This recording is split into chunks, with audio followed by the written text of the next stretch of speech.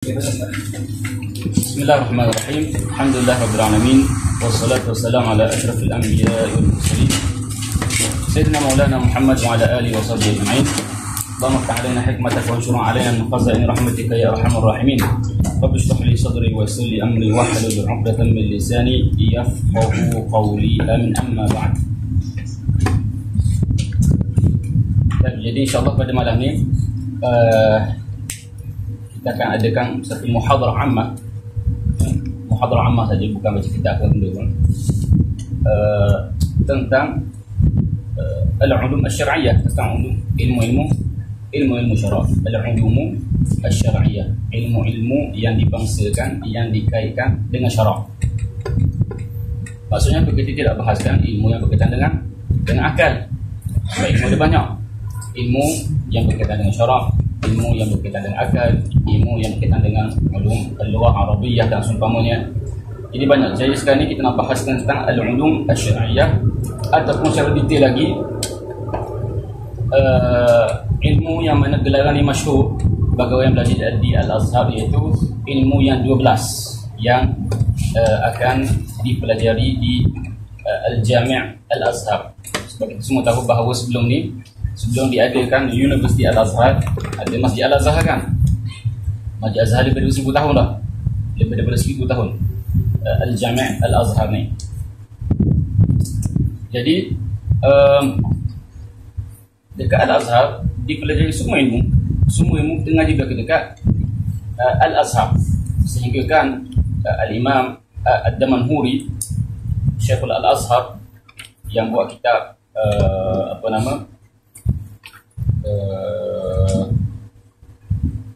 Syarah Idah Al-Mubham tu, syarah kepada Matan Sulam yang dikarang oleh Al-Imam Al-Akhdari.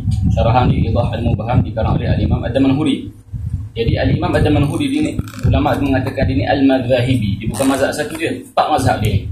Keempat mazhab dia imam ke dalam 4 mazhab ni.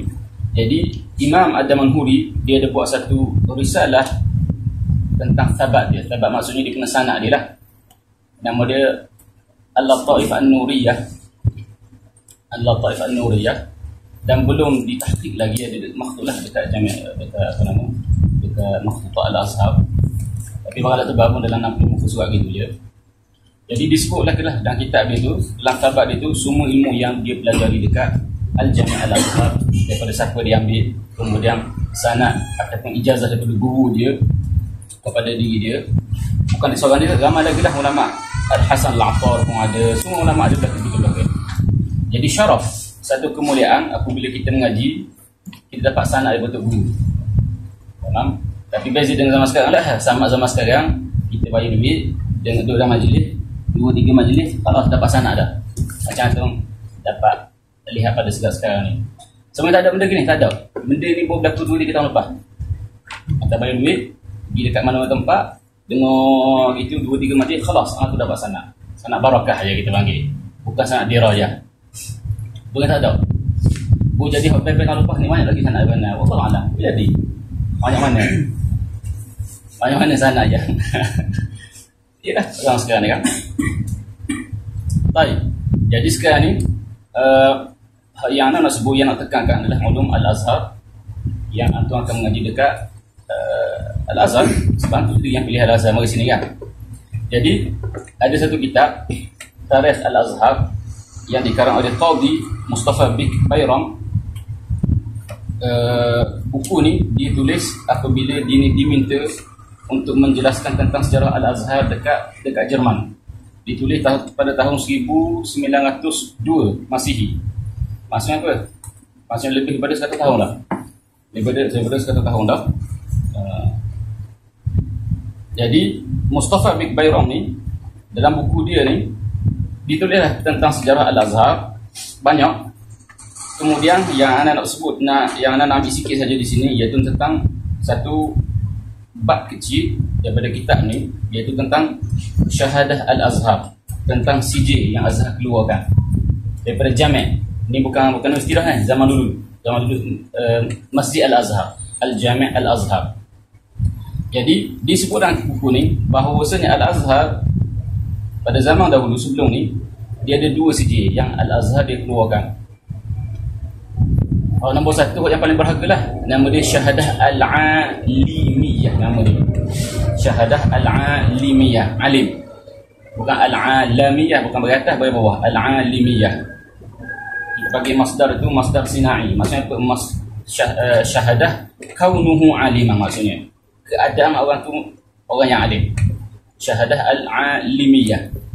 Kemudian CJ yang kedua adalah CJ yang kurang berharga sedikit, ada nilai juga tapi rendah sikit lah level dia daripada CJ nombor satu ni, iaitu Syahadah Al-Ahliyah. Itu saja. Azhar dikeluarkan CJ bahawa orang ni ada kelayakan, ada ahliyah, ada kelayakan untuk mengajar, orang ni alim dan seumpamanya. Tapi yang lagi bahagia, yang paling bahagia sekali adalah Syahadah Al-Alimiyah. Nama Syahadah Al-Alimiyah. Syahadah Al-Alimiyah adalah syahadah yang mana ada imtihan dan seumpamanya. Syekh Abdullah Siddiq Al-Ghumari ada kalau tulis dekat Google adalah ada gambar dia ada Syahadah Al-Alimiyah. Syekh Muhammad Abduh ada Syahadah Al-Alimiyah dan seumpamanya. Jadi Syahadah Al-Alimiyah ni untuk dapat kena ada periksa dulu. Tamam? Kena ada periksa. Dan Syahadah Al-Alimiyah ni pun ada, taklah sama sangat, baru dalam first dibuat Syahadah Al-Alimiyah ni pada tahun 1288 Hijrah. Maksudnya itu sebenarnya kita ni lah. First ada tahun 1288 Hijrah. Sebelum tu zaman Imam Bajuri, zaman Imam Damanhuri, zaman Imam Dusuki, Ibnu Hajar, Syekhul Islam Zakaran, belum ada lagi istilah Syahadah Al-Alimiyah. Start ada tahun 1288 Hijrah. Siapa yang nak mengajar dekat Masjid Al-Azhar kena ada CJ Syahadah Al-Alimiyah. Apa saja ilmu yang dia ngaji, apa saja ilmu yang dia mengaji, untuk dia dapat keizinan untuk mengajar, maka dia kena masuk imtihan dulu. Kemudian barulah kalau lulus, barulah dia boleh mengajar dekat Masjid Al-Azhar. Tamam? Baik. Kemudian berlalu tempoh, CJ tu ialah ada mujamalah. Macam zaman sekarang tu lah. Ada macam zaman sekarang juga. Lalu datangnya Al-Imam Syekhul Azhar, Al-Imam Al-Arusi, dia mengatakan barang siapa yang nak mengajar dekat Masjid Al-Azhar, kita akan buat satu imtihan pada tahun 1288 ni. Sebab sebelum tu, tahun sebelum 1288, siapa saja yang nak mengajar dipersilakan boleh mengajar, tapi dengan pengakuan daripada ulama yang besar lah. Ada ulama akui dia khalas dia boleh mengajar dekat Masjid Azhar. Tapi setelah berlalu zaman, adanya orang yang mana yang tidak ada kelayakan, dia mari juga mengajar dekat Masjid Al-Azhar. Sebab itulah timbulnya imtihan pada tahun 1288 ni yang diperkenalkan oleh Al-Imam Al-Arusi Al-Mahdi.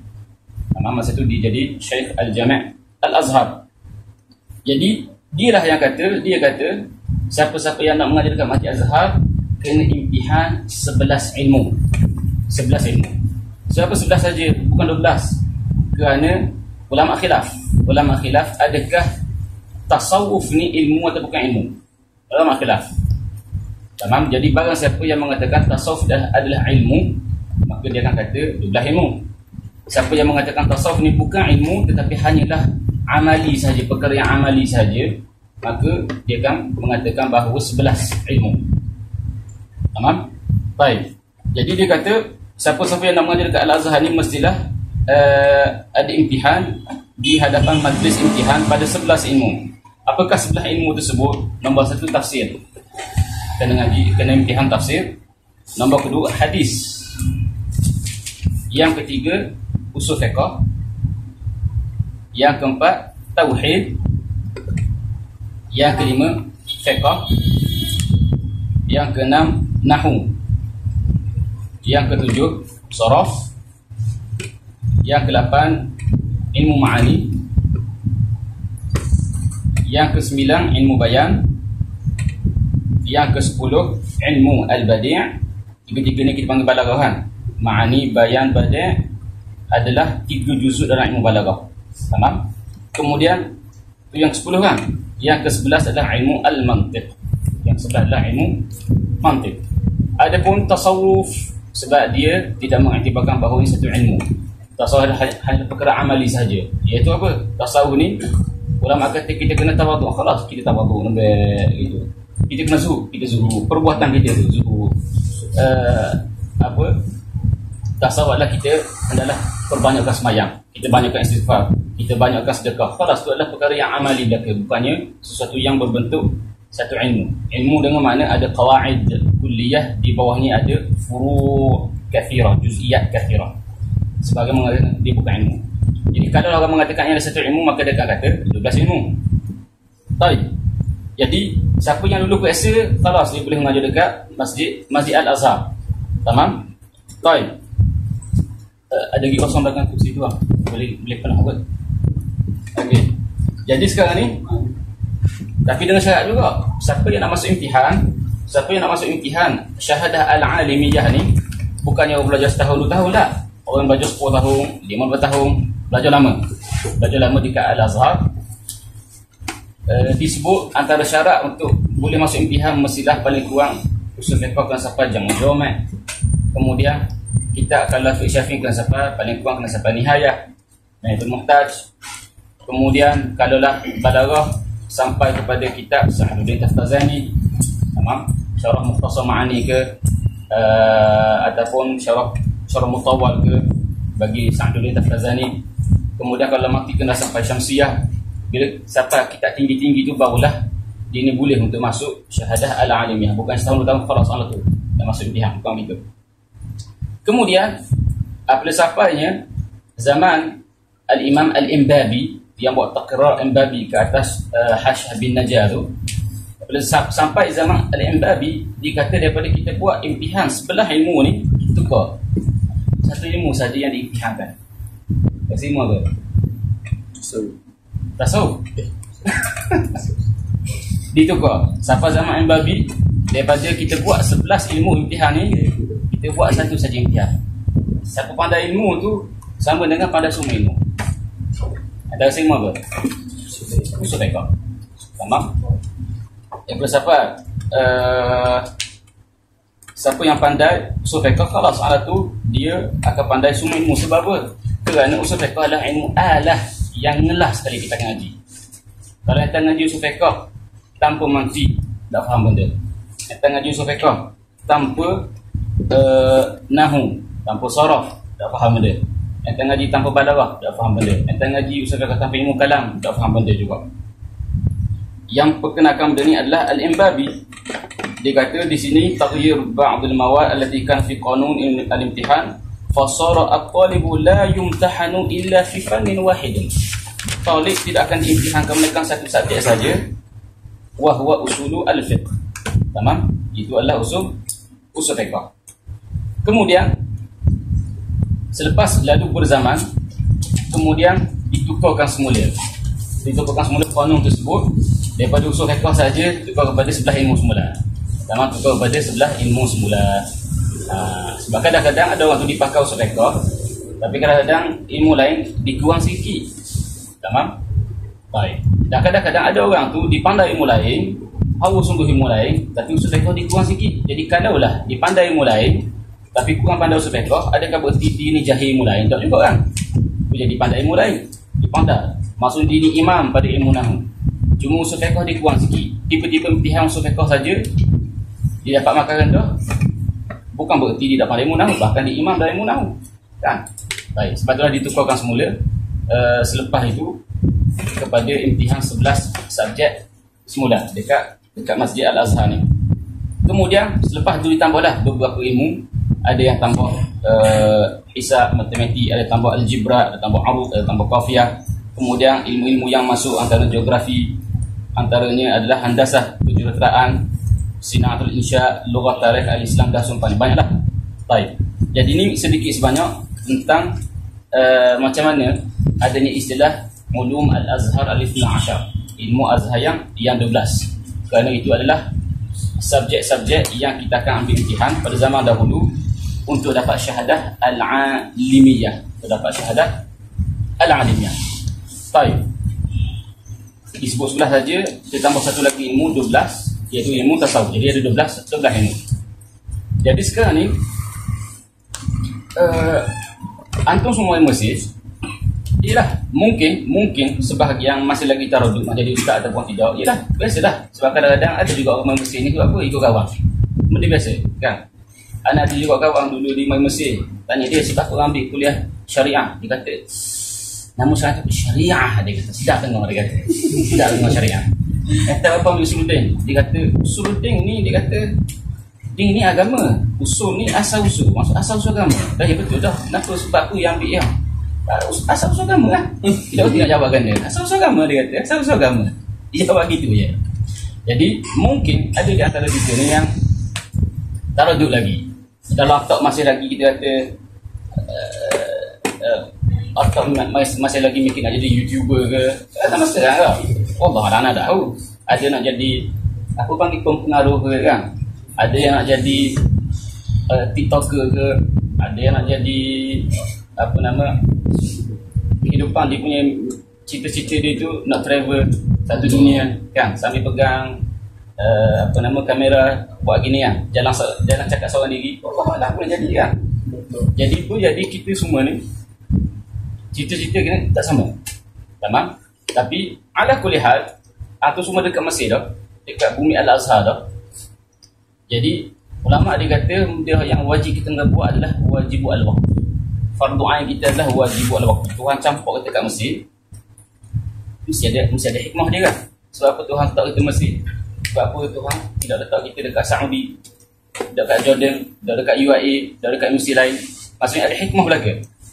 Jadi pun jadi hikmah dia lah untuk antum kenal Masjid Al-Azhar dan tentang keagungan Masjid Al-Azhar ni. Sehingga kan para ulama disebut, antaranya Syekh Abdul Halim Mahmud disebut barang siapa yang belum tawaf Masjid Azhar belum sempurna lagi ilmu dia. Faham? Pergilah belajar mana pun, mesti entah kadabati mana-mana alim besar daripada negara Syam ke, daripada negara Iraq ke, daripada Yaman ke, mesti dia akan mari singgah Mesir sekejap, ambil istifadah daripada ulama Al-Azhar. Sebab itulah ulama disebut belum sempurna ilmu seorang tu sehinggalah ditawaf Masjid Al-Azhar dahulu. Baik, jadi sekarang ni antum semua mari Mesir nak ngaji agama. Soalan dia, dah tahu nak ngaji benda kan, agama. Adakah buku Quran Sunnah begitu saja? Lah, bukan begitu saja.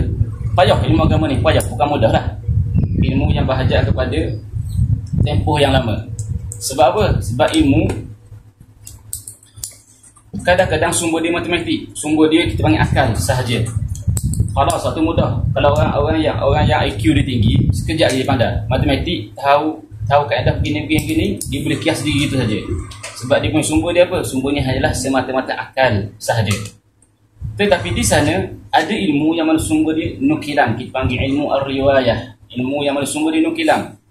Contoh, entah otak memang geliga sungguh, IQ tu bagi tinggi, tetapi tidak semestinya entah pandai bahasa Melayu. Sebab apa? Bahasa Melayu ataupun mana-mana bahasa lah, mana-mana bahasa tidak semestinya entah kepada linguistik bahasa. Sebab ilmu bahasa ni dia punya sumber dia bukan akal. Ilmu dia, sumber dia adalah apa? Adalah nukilan daripada tok nenek moyang kita. Tok nenek moyang kita dia kata arah ni nama dia kanan, kita nak tukar nama kiri. Arah belah ni nama dia kiri, bukan kanan.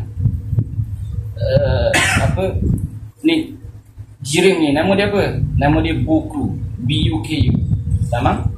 Tak yang kita nak tukar. Kalau lah nama dia nukilan sampai kepada kita adalah biku, maka kita sebut biku. Kalau nukilan sampai kepada baku, maka baku. Kalau nukilan sampai buku, maka buku. Maka tak ada kaitan, tidak ada kaitan dengan akal. Tamam? Jadi Quran, Sunnah, dua-dua tu riwayat belaka. Ilmu an-naql, naqli, sebab tu dia ada istilah ulum al-aqliyah wal naqliyah. Ulum ilmu yang mana sumber dia akal, ilmu yang mana sumbernya adalah naqal. Quran, Sunnah, sumber dia adalah naqal. Sebab itulah kadang-kadang dibaca pada masa yang lama. Bahasa Arab, dia punya kosakata dia terlalu banyak. Tamam? Baik.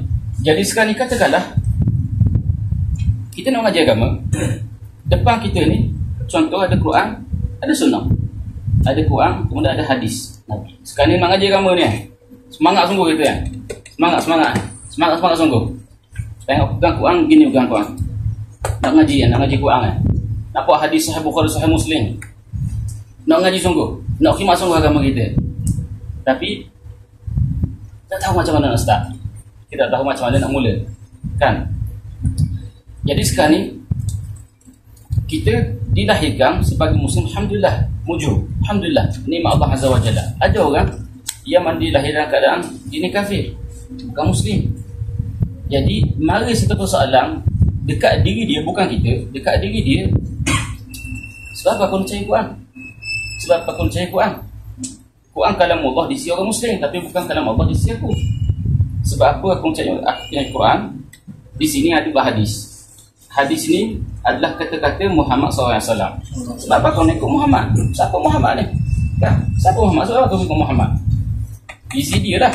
Kita tak. Sebab kita lahirkan sebagai muslim, khalas ala tu. Kita panggil apa saja yang Muhammad sebut SAW. Ini adalah qada yang musallam. Kita akan terima secara direct. Musallam. Kita akan taslim 100%. Sebab di sisi kita dia adalah Nabi. Dan Nabi adalah maksum. Kan? Baik. Jadi sekarang ni mari timbul persoalan, sebab apa kita nak percaya Nabi SAW? Para sahabat, sebab apa dia percaya Nabi? Antara sebab apa sahabat percaya Nabi? Adik apa kata dia? Dia percaya Nabi apa? Ni. Antara sebab apa sahabat dia percaya Nabi? Tengok sifat Nabi. Ada apa dekat sifat Nabi?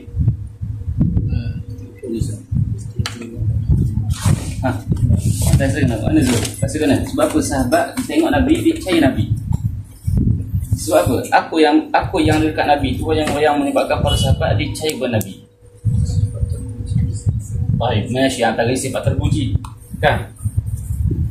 Antaranya lagi adalah kerana setiap Nabi dia ni akan disokong dengan mukjizat. Kan? Para Nabi dia akan sokong dengan mukjizat. Sampai dalam hadis Bukhari dan Muslim, Nabi SAW dia bersabda, hadis Abu Hurairah, bahawasanya ma minal anbiya min nabiyyin, tidak ada pun seorang nabi melainkan para nabi tersebut akan diberi petanda-petanda daripada Allah Azza wa Jalla, yang mana dengan sebab petanda tersebut orang akan iman, orang akan percaya kepada Nabi. Orang kafir kata, wahai Muhammad, cubalah bulang terbelah sungguh. Wahai Muhammad, buat gini, berlaku sungguh. Air keluar 2 jari Nabi. Jadi para sahabat akhirnya tengok, dia kata ini adalah perkara yang mencari adab. Tak munasabah benda ni berlaku, melainkan memang orang tu adalah orang yang maksum, orang yang mana orang yang dihantar daripada Allah Azza wa Jalla untuk membetulkan situasi umat pada zaman tersebut. Kan? Jadi sebab itulah kita ada ta'rif al-mu'jizah. Kan? Apa kata ta'rif mu'jizah? Mu'jizah adalah perkara yang mana perkara yang harus pada akal, tetapi ianya mencari adat. Ini lawan adat. Perkara yang harus pada akal dan ianya mencari adat. Mencari maksud lawan adat. Lawan pada adat, dan ianya berlaku secara wajib pada syarak. Sebab apa? Sebab berlaku secara wajib pada syarak. Kerana syarak sendiri yang menetapkan bahawasanya setiap Nabi mesti pasti ada mukjizat. Seperti yang dalam dalam hadis Nabi SAW yang anda sebut tadi dulu. Jadi sekarang ni mukjizat adalah perkara yang wajib berlaku pada syarak bagi setiap Nabi. Perkara tersebut adalah perkara yang harus pada akal, tetapi ianya perkara yang mencari adat. Adat mengatakan bahawasanya bulan memang tak boleh terbelah. Adat mengatakan secara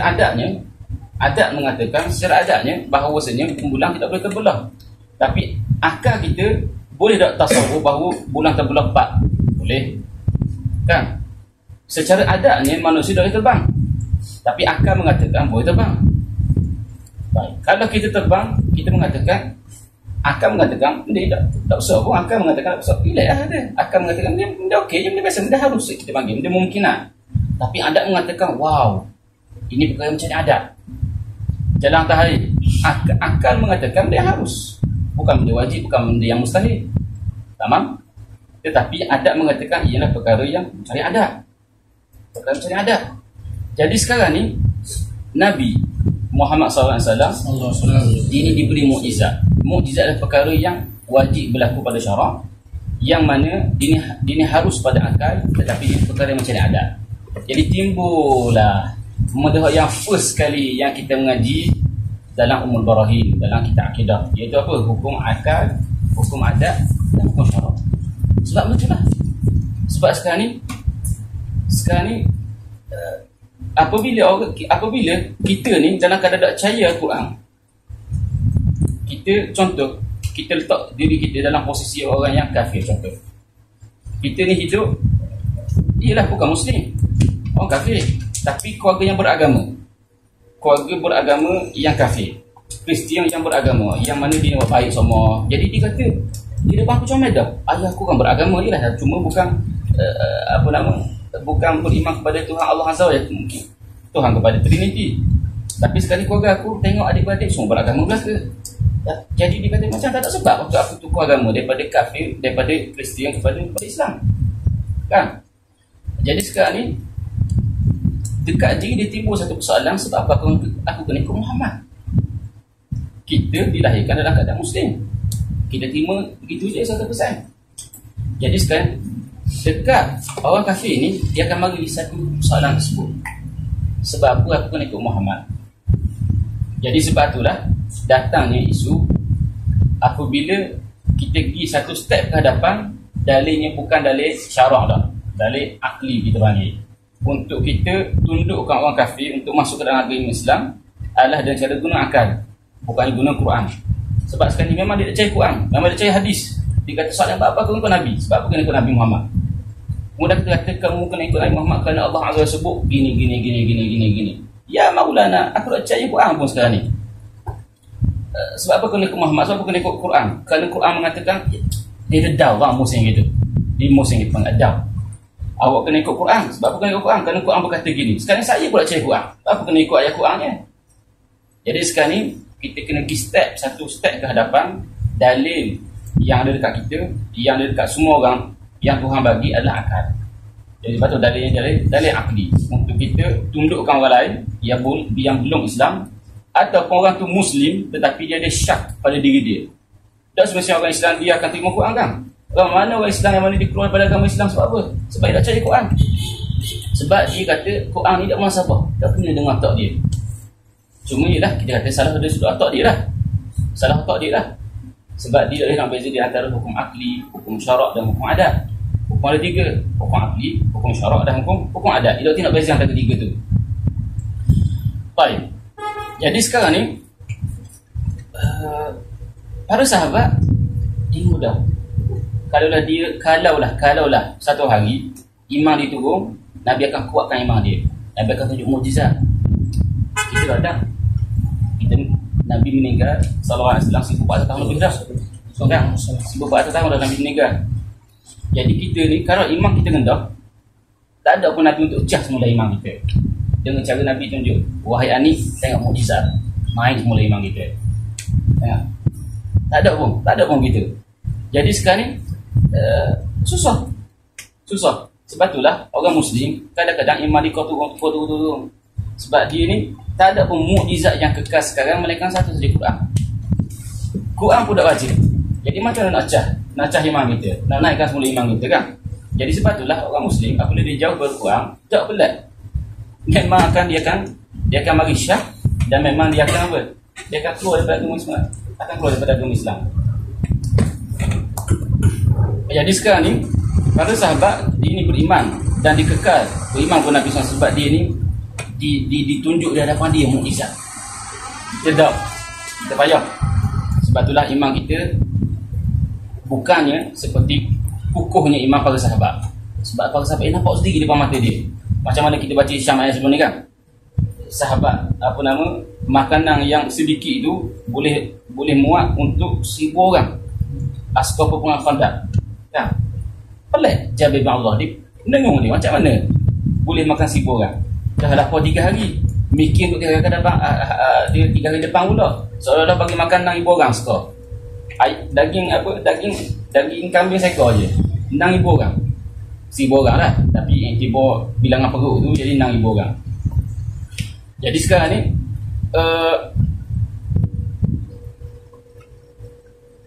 apabila Nabi dia ni diberi mukjizat, dan sekarang ni ada hukum akal, ada hukum adat, ada hukum syarak. Siapa yang bagi wahyu kepada para nabi? Kan? Sebab sekarang ni nabi diberi mukjizat sebab apa? Kalau hantum belajar ta'rif bagi mukjizat ta'rifnya adalah amrun khariqun lil 'adah yujrihi Allah Ta'ala ala yadi mudda'i sidqin nubuwah. Tamam? Ala yadi mudda'i nubuwah. Tamam? Jadi ta'rif bagi mukjizat adalah perkara yang mencari adat, yang mana Allah Azza wa Jalla perlalukan mukjizat tersebut ke atas orang yang mendakwa dirinya nabi. Itu nama dia mukjizat. Mukjizat adalah perkara yang mencari adat yang Tuhan letak kepada orang yang mendakwa diri dia nabi. Kalau orang yang tidak mendakwa diri dia nabi ada perkara yang mencari adat, maka nama dia apa? Nama dia karamah. Contoh para wali. Para wali dia berjalan atas air, para wali dia boleh terbang, tapi dia tak dakwa diri dia nabi. Maka perkara yang mencari adat yang berlaku dekat para wali, nama dia karamah. Nama dia karamah, bukannya nama dia mukjizat. Perkara yang mencari adat yang berlaku dekat orang biasa, bukan wali Allah Azza wa Jalla, maka nama dia al-ma'unah. Pada ada istilah al-ma'unah. Boleh jadi kita ni berlaku dah ma'unah pada kita. Boleh jadi, cuma kita tak sedar saja. Contoh sepatutnya, kalau ikut sungguhlah, dah study puasa, kan? Kemudian puasa pun pergi lambat, ngapa pun tak, tiba-tiba Tuhan bagi dulu puasa. Ma'unah tu kita panggil. Kalau ikutkan dahulu, tapi Tuhan bagi dulu. Cuba tanya abang-abang, kata pelik semadah ni dah study lah, ni tak mengapa ni, tapi hak ni dapat muntah. Madah ni pula study sungguh hak ni kan. Ngapa berlaku semua tak ada ngapa, dah ada semua ngapa, tiba-tiba dapat 51% makan. Tak sabar. Tak sabar lah dah. Tu kita panggil al-ma'unah, tapi hak yang naik itulah nama dia ma'unah. Bukan hak turun tu nama dia ma'unah, orang yang naik tu. Yang sepatutnya dulu jadi dulu. Nama dia ma'unah. Dia ada banyak. Terbuka kitab mana-mana kitab akidah, dia akan sebut perkara yang mencari adat ada 8 jenis. Antaranya irhas, antaranya kaza. Jadi sekarang ni Nabi apabila sabit mukjizat daripada dia, Nabi ni dia mendakwa apa? Dia mendakwa diri dia Nabi. Dia mendakwa bahawa dia Nabi, dia utusan Allah Azza wa Jalla. Jadi mari soalan pula, siapa Allah Azza wa Jalla tu? Siapa Allah Azza wa Jalla? Kemudian Nabi dia akan sebut Allah Azza wa Jalla zat yang wajibul wujud. Zat yang mana kewujudan dia adalah kewujudan yang wajib. Mustahil wujud, wajibul wujud itu panggil. Kewujudan yang wajib, bukan harus seperti kita, dan bukannya mustahil seperti syarik al-bari. Kewujudan Allah adalah kewujudan yang wajib, tidak ditasawuf akal, tidak ada, mesti ada. Jadi sekarang ni mari pula isu apakah itu wujud. Orang katanya, kenapa wujud? Apakah itu kewujudan? Aywa, masalah kewujudan inilah masalah yang dibahaskan dalam ilmu falsafah. Tamam? Ilmu falsafah adalah ilmu yang membahaskan tentang banyak perkara, antaranya perkara tentang al-wujud. Tamam? Al-wujud. Falsafah dia membahaskan tentang al-wujud. Dia membahaskan tentang masadir al-ma'rifah. Kemudian dia membahaskan tentang ilmu nafsi, tentang psikologi. Ilmu falsafah juga tentang masadir al-ma'rifah, sumber-sumber pengetahuan. Adakah sumber pengetahuan ini hanya terhad kepada pendengaran saja, ataupun terhad kepada tajribah eksperimen saja, ataupun terhad kepada apa? Adakah? Jadi dia beza. Orang yang belajar falsafah dia mengatakan la, Quran dan Sunnah bukan sumber makrifah, tapi di sisi kita orang Islam, Quran dan Sunnah adalah sumber makrifah. Jadi dia beza dah, ada beza. Jadi di sini datangnya ilmu falsafah. Ilmu falsafah adalah satu ilmu daripada al-ulum al-aqliyah. Ilmu falsafah dia banyak cabang, antaranya ilmu mantik, antaranya riyadhiyat, antaranya matematik, antara semua gitulah banyak. Jadi sekarang ni orang yang mana dia ni ingkar kewujudan Allah Azza wa Jalla, orang yang mana dia ni mengingkari akan kesucian Al-Quran, apabila kita nak debat dengan dia, kita akan debat guna apa? Guna ilmu akli, bukan ilmu syarak. Sebab apa? Ilmu syarak di sisi mereka bukan hujah. Jadi sebab tu kena guna akal sama.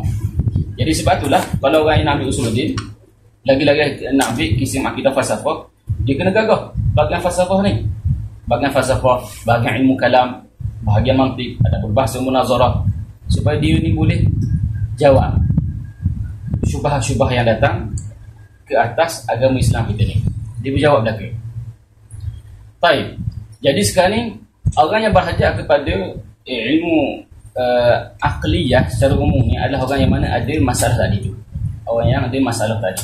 Orang yang mana dia bukan Islam ataupun orang yang mana iman dia rendah. Faham? Jadi kita untuk naikkan semula iman orang tersebut, maka kita kena guna ilmu falsafah, kalam dan seumpamanya itu. Adapun kita ni tak perlu.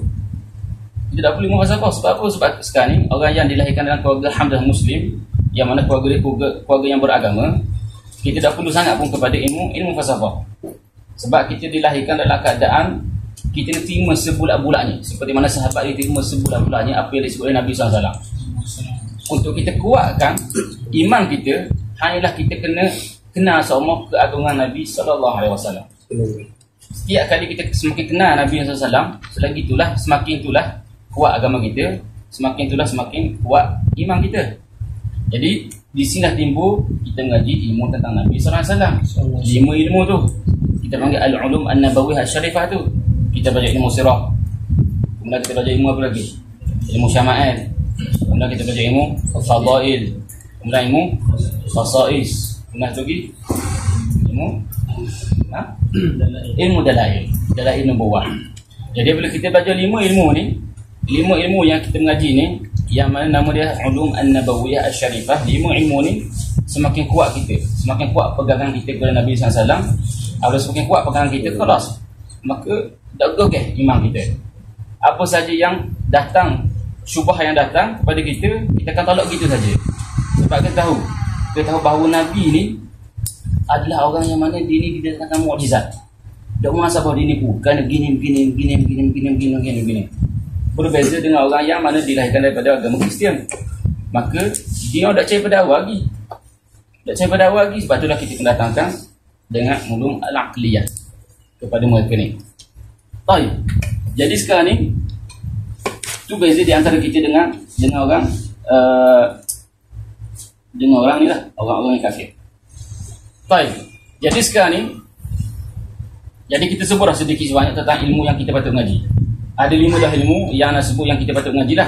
Ilmu sirah, kemudian ilmu syama'il, ilmu dalail, ilmu fadail, kemudian ilmu khasais. 5 ilmu berkaitan dengan Nabi SAW. Jadi kita sebut 5 dah ilmu. 5 dah ilmu yang kita sebut. Baik. Okey. Jadi sekarang ni di hadapan kita ada Quran, ada sunnah. Kita nak ngaji agama sekarang ni. Apabila kita belak Quran, timbul satu salah. Betul ke ni Quran yang asli, yang autentik? Betul ke Quran sampai kepada kita ni Quran yang asli daripada Nabi? Betul ke sunnah yang sampai kepada kita ni Sahih Bukhari memang sungguh ayat Nabi? Sebab apa jadi hadis maudhu'? Apa jadi hadis dhaif? Apa jadi ta'jidan? Sama dengan Quran. Betul ke Quran yang sampai kepada kita ni Quran yang betul? Sebab kita Muslim, kita mendakwa kitab Bible telah ditahrifkan. Jadi pun jadi otak dia pun kata, mu kata Quran Bible pun ditahrifkan, aku berdakwa juga Quran pun telah ditahrifkan, telah ada penyelewengan situ. Jadi sekarang ni soalan ni nombor 1, sebelum kita baca Quran, kita nak tahu dulu betul ataupun tidak Quran yang ada depan mata kita ni Quran yang betul. Sebab tashkik ni perlu ditimbulkan. Pernah zaman debat Syekh Ahmad Didat. Sebab Syekh Ahmad Didat dia kata Bible dia ada banyak versi. Ada versi King James, ada versi gini, ada versi gini, ada versi gini. Dah sungguh dah. Setiap versi tu bilangan chapter dia berbeza dalam Bible. Dan bilangan ayat, bilangan verse, bilangan ayat dalam setiap chapter tu berbeza daripada Bible yang ada ni pada zaman sekarang ni. Jadi soalan, kemudian ada seorang tu dia mari, dia kata kamu mengatakan Bible ada versi, aku pun mengatakan bahawa Quran pun ada versi juga. Kemudian kejut saya mak dia tak, versi apa Quran? Dia kata Quran disebut ini versi ulama nama dia gini yang telah ditranslatekan dalam bahasa Inggeris. Ini versi ulama gini-gini yang diterjemahkan dalam bahasa Melayu. Ini versi ulama gini-gini yang telah diterjemahkan dalam bahasa Perancis dan seumpamanya. Kemudian Syekh Ahmad dia kata, mu dah erti, dia kata Dia kata yang mu sebut tu itu bukan versi, dia kata yang kamu sebut itu adalah terjemahan sahaja, dia kata. Ada beza di antara terjemahan dengan versi. Bilangan Quran, bilangan ayat Quran semua sama belaka. Semua sama belaka. Cuma beza dia apa? Beza pada terjemahan saja. Hak ni bahasa Arab, hak ni bahasa Inggeris, hak ni bahasa Melayu, hak ni bahasa India, hak ni bahasa gini, beza bahasa. Beza dia cuma bahasa saja. Tapi semua tu adalah terjemahan daripada bahasa Arab. Bukan macam Bible. Bible dia ada versi dia. Jadi soalan dia, macam mana kita nak pastikan Quran yang sampai dekat tangan kita hari ni, Quran yang memang autentik sungguh. Dan benda ni telah dibahaskan sebelum peperangan yang kedua. Mustasyrikun, Orientalis. Orientalis ni istilah dia mustasyrik dalam bahasa Arab.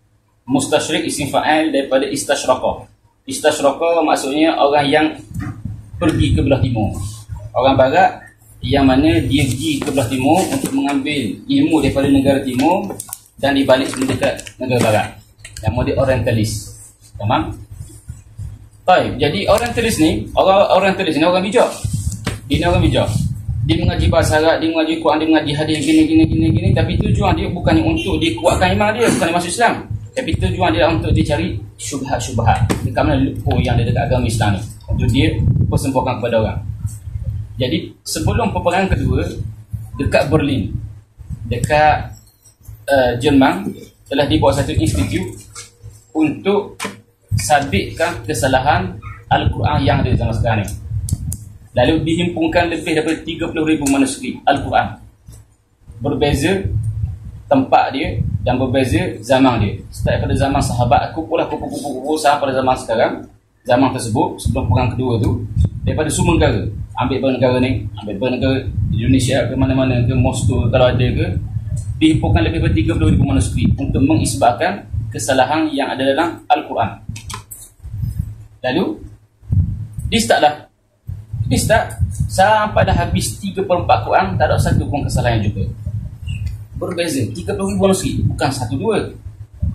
Kalau kita buat master dekat Al-Azhar, kita ada tesis yang kita buat, tesis tahqiq kita panggil. Kita kumpul 5-6 manuskrip ni, maksudnya tulisan tangan ulama zaman dulu, dihimpunkan. Kemudian kita buat muqabalah, kita cek apakah perkataan yang sama, apakah perkataan yang berbeza daripada manuskrip-manuskrip ni. Nak buat muqabalah 5-6 manuskrip letih dah. Hal ni dibuat muqabalah lebih dari 30,000 manuskrip. 30,000 manuskrip. Habis 3/4 Al-Quran, mereka buat natijah kosong perbezaan. Daripada lebih pada 30,000 manuskrip itu. Yang ada beza sikit je. Ada beza pun kadang-kadang beza pada sahwun daripada yang tulis tu, kesilapan dia tulis. Kadang dia tinggal huruf sebab dia silap tulis. Ataupun kadang-kadang perbezaan tu disebabkan jelas tak jelas penulisan dia tu. Nampak macam perkataan ni? Sebab dia ittirab al-kitabat. Itu saja. Jadi lepas habislah 3/4 dibuat, kemudian khalas, mereka keluar satu qarah, satu kenyataan, dah pun sambung lah dia kata. Sebab apa? Sebab kalau sambung pun 1/4 lagi sama juga jawapan dia. Memang tidak ada kesalahan. Tidak ada kesalahan dalam Al-Quran. Dari sudut sama ataupun tidak Quran pada zaman Nabi sampai pada zaman kita. Tu dari sudut tulisan. Dari sudut sebutan pun sama juga. Kita ada ada Al-Quran kan? Ada Al-Quran. Ada Al-Quran ni macam apa? Penyampaian Al-Quran. Sebab itulah kita talaki Quran. Wajib talaki untuk guru. Kita ambil untuk guru. Ambil untuk guru sampai daripada Nabi SAW. Jadi sebab apa? Untuk mengekalkan keaslian Al-Quran tersebut. Jadi sekarang keaslian Al-Quran kadang-kadang dari sudut Al-Adab dan kadang-kadang dari sudut Al-Kitabah. Dia punya rasam dia tu. Jadi sekarang ni ada satu ilmu, nama dia ilmu Tadwin Al-Quran. Tamam? Tarikh Tadwin Al-Quran. Kitab Tadwin itulah, ilmu tersebutlah yang membahaskan tentang sejarah pembukuan Al-Quran. Zaman dulu tak ada pun 30 juzuk. Yang tanya zaman dulu ada zaman Nabi 30 juzuk? Tak ada. 30 juzuk? Tak ada pun. Zaman sahabat apa ustaz? Itu pun zaman sahabat dia start 7 juzuk saja. 7 juzuk saja. 7 juzuk. Anda pasal kalau mungkin kalau lah kita baca Quran kau yang mok ke ataupun yang tok ki ke, Quran dia tu Quran lama. Kau yang mana setiap muka surat tu, kalau kita akhir muka surat biasa ada akhir ayat sama orang. Kalau Quran kan lama biasa kadang-kadang apa, akhir ayat, akhir muka surat tu tak habis ayat lah. Masuk muka surat tu punya sambung ayat. Kan? Dan muka surat dia tak sama tak ke beza? Beza bilangan muka surat. Jadi bukan semua Quran nang tempat muka surat dah ke? Ia tak sama. Jadi sebab itulah kita kena tahu sejarah pembukuan Quran. Zaman tu tak ada pun istilah 30 juzuk. Baru ada istilah 30 juzuk. Zaman tu tak ada pun setiap juzuk ada 8 makra'. Baru ada benda tu. Setiap juzuk ada berapa hizb, ada 4 hizib. Baru ada benda tu. Kemudian zaman tu tak ada pun setiap muka surat, setiap juzuk 20 muka surat tak ada pun. Zaman tu tak ada pun setiap muka surat ada berapa baris Quran? Ada yang mana baris? Tak ada pun. Tak ada pun. Benda tu bawa belaka benda tu. Benda bawa belaka. Jadi benda tu yang tak nak tahu kena buka kitab sejarah pembukuan Al-Quran. Tarikh Tadwin ataupun tarikh Al-Mushaf. Tamam? Tarikh Al-Mushaf. Antara buku Hanasyur yang comel adalah Tarikh Al-Mushaf yang ditulis oleh Syekh Abdul Fattah Abdul Ghani Al-Qadhi. Tamam? Buku tu comel lah. Buku tu bukan comel. Syekh Abdul Fattah Abdul Ghani Al-Qadhi. Nama tajuk dia Tarikh Al-Mushaf. Tamam? Baik. Jadi sekarang ni kita tahu dah bahawasanya Quran yang sampai dekat kita ni adalah Quran yang autentik. Kan? Kemudian kita buka Quran, nak baca dah reti. Sebab sekarang kita nak ngaji Quran kan? Nak ngaji Quran, nak baca dah reti. Jadi sekarang ni kena ngaji ilmu tajwid. Kan? Kena ngaji ilmu tajwid. Untuk kita tahu macam cara sebutan Al-Quran. Jadi ilmu tajwid ya makruf, semua ngaji belaka dah. Antara matan Tuhfatul Atfal, antara matan Muqaddimah Al-Jazariyah yang mana kebanyakan dapat sanad belaka dah kan. Walaupun isi tu iyalah. Tapi kalau dapat sanad dulu tau. Sanad dulu. Sanad penting. Nak jual agama balik lagi ya. Ya. Betul dah. Satu kuliah maghrib 1.5 dah ni. Dari sampai Isyak 40 minit 1.5 gaji. Wah. Kalau KL 300 boleh kurang. Untuk KL. Baik. Jadi sekarang ni apabila kita buka Quran, khalas kita yakin dah Quran kita ni kawan yang autentik sampai. Kemudian kita buka Quran kawan kita daripada Afrika, kita tengok, warna lain Quran dia. Sebab apa? Qiraat lain pula. Qiraat kita lain, qiraat dia lain. Kenapa tak? Jadi sekarang ni kena ada satu lagi ilmu, nama ilmu qiraat. Kita nak ngaji juga ilmu qiraat. Tamam? Ilmu qiraat banyaklah. Antara Taibatul Nashr, Imam Al-Jazari, Ibn Al-Jazari, kena ngaji. Ya mungkin kita ni bukan tu sangatlah, maksudnya bukan yang akan ngaji macam syubra. Jadi tak perlu sangatlah kita berpada dengan riwayat kita saja, Hafs an Asim. Faham?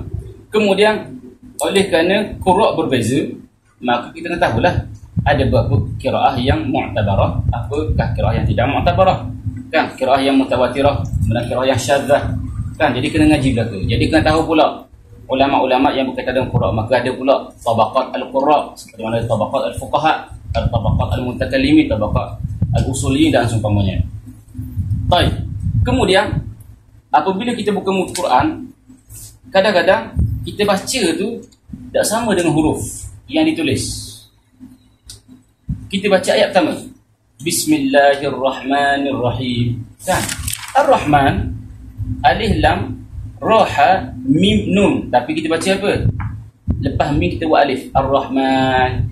Jadi dah sama cara tulisan dengan cara sebut. Kan? Ulaika ala hudan. Kalau kita tengok lepas alif ada waw. Apa dah baca waw tu? Apa dah baca ulaika? Satu ilmu. Nama ilmu Rasmul Mushaf nama dia. Ada satu ilmu lagi. Rasmul Al-Mushaf. Tamam? Baik. Jadi kadang-kadang kita baca Quran rasa pelik tak? Kenapa kau kadang-kadang bentuk gitu kat Quran? Ada banyak bentuk yang kita dah faham dalam Quran kan? Yelah, kerja kita baca gitu je kan. Tak ada je yang nak tanya orang, kenapa maksud dia ni ya? Kenapa maksud bentuk gini? Kenapa maksud bentuk gini? Maka dia pula nama dia ilmu dhabtil mushaf. Tadi rasmul mushaf, ni dhabtil mushaf pula. Tamam? Jadi itu semua ilmu belaka. Ilmu berkaitan dengan Quran. Baik, kalaulah ilmu rasmul mushaf, ada satu kitab yang comel yang boleh ngaji lah, boleh ngaji, minta je mana-mana syekh, insya-Allah dia akan buka rasmul mushaf ni, iaitu kitab Mawridu Al-Dham'an. Mawrid mim waw radad, Mawrid Al-Dham'an. Alif lam dha mim alif yang ada mak panjang. Mak panjang itu bukan nun. Jadi kadang-kadang kita pelik kok, tu kita panggil ilmu dhabtil mushaf tu. Kenapa alif bentuk gitu? Kenapa gitu? Itu daripada ilmu dhabti al-mushaf. Faham? Ilmu dhabti al-mushaf. Kemudian bila kita baca Quran pula, kadang-kadang akhir ayat tu tak sama. Qiraat lain dan qiraat lain tak sama. Bilangan ayat tak sama. Kalau kita buka tafsir Quran, ada surah yang mana ulama sepakat tentang bilangan ayat. Ada pula surah yang mana ulama khilaf tentang bilangan ayat. Ada khilaf. Ada khilaf. Kita ambil contoh mudah surah Fatihah. Surah Fatihah ulama sepakat bilangan ayat 7. Sab'ul mathani, 7. Ulama sepakat. Soalan dia, dekat mana pengakhiran ayat 1-7 tersebut? Sebab ada ulama mengatakan bismillah bukan daripada Fatihah. Dan kalau ulama mengatakan bismillah bukan Fatihah, dia nang ayat je. Tapi dia kata 7 ayat juga. Dah mana nang 7 tu? Mana nang 7 bang? Ayat menang 7. Jadi ada satu ilmu nama dia ilmu al-fawasil nama dia. Ilmu al-fawasil, ilmu yang membahaskan tentang bilangan ayat dekat setiap surah, dekat mana pengakhiran dan dekat mana permulaan bagi setiap ayat. Zaman sekarang nama dia ilmu al-fawasil, tapi zaman dulu sebelum ni nama dia ilmu addil ay nama dia. Tamam? Ada satu kitab yang dikarang oleh al-Imam Asy-Syatibi rahimahullah, nama dia Nazimatu Az-Zuhri fi addil ay nama dia. Bagi al-Imam Asy-Syatibi rahimahullah, ilmu yang berkaitan dengan ilmu al-fawasil, ilmu berkaitan dengan bilangan ayat Al-Quran. Faham? Baik. Itu berkaitan dengan Al-Quran. Kemudian di sana ada ayat Makki, ayat Madani, ayat Nasakh, ayat Mansukh dan seumpamanya. Maka tu kita akan pelajari dekat mana? Dekat ilmu ulum Al-Quran. Kan? Ilmu ulum Al-Quran. Ini ilmu penting. Ilmu ulum Quran, ilmu yang penting. Semua kena ngaji belaka. Bermula dengan serendah kitab itu kitab Faidul Khabir, sampailah setinggi-tinggi kitab, iaitu kitab Al-Itqan ataupun kitab Burhan bagi Al-Imam Az-Zarkashi rahimahullah ta'ala. Start dengan kitab Faidul Khabir. Kemudian naik kepada Manahil Al-Irfan. Manahil Al-Irfan ada atas tu, Mujili. Kemudian masuk pada kitab Itqan fi ulum Al-Quran bagi Al-Imam As-Suyuti. Kemudian lepas tu barulah pergi kepada kitab Al-Burhan bagi Al-Imam Az-Zarkashi rahimahullah ta'ala ataupun rahimallahul jami'. Baik. Jadi sekarang ni banyaklah ilmu yang kita sebut tu baru sahaja ilmu yang berkaitan dengan Quran. Ilmu yang mana kita tahu dengan ilmu tersebut Al-Quran yang sampai ada kaitan autentik ataupun tidak, asli ataupun tidak. Banyak mana ilmu yang kita sebutkan. Sebab sekarang ni ilmu ulama disebut ulum syarak. Sebab sekarang kita nak bahas tentang ilmu syarak. Ulum syarak terbagi pada 3. Apa yang penting tulis? Al-ulum asy-syar'iyyah terbagi pada 3. Terbagi pada 3 dari sudut dia punya wazifah dia. Dari sudut dia punya tujuan dia, pekerjaan ilmu ni. Jadi al-ulum asy-syar'iyyah ada 3, terbagi pada 3 dari sudut tujuan dia ataupun pekerjaan dia. Ada ilmu yang mana tugas dia adalah untuk litawsiq an-nas. Ada ilmu yang tugas dia adalah untuk cek keaslian nas tersebut. Kalau yang kita sebut ni semua ilmu yang berkaitan dengan apa? Tentang tujuan tawfiq an-nas. ilmu yang kita ngaji untuk cek adakah Quran sampai kita ni betul atau tidak. Gitu. Faham? Dan di bawah Taufiq An-Nas ni banyaklah ilmu yang disebut tadi, ilmu Dhabtul Mushaf, Tarikh Al-Mushaf, Rasmul Mushaf, ilmu Qiraat dan seumpamanya. Ada pula ilmu yang tujuan dia adalah li fahmi an-nas, untuk faham nas, teks syarak Quran dan Sunnah. Faham? Di bawah fahmi nas ada banyak ilmu. Kemudian ada pula ilmu yang tujuan dia adalah untuk li tahlil an-nas. Li tahlil an-nas, untuk kita analisa teks syarak yang di depan kita ni. Sebab kadang-kadang bila kita baca hukum ditembung, ayat A dengan ayat B zahirnya hukum ditembung. Tamam? Maka ilmu syarak pada asasnya terbagi kepada tiga. Tamam? Terbagi pada tiga. Baik.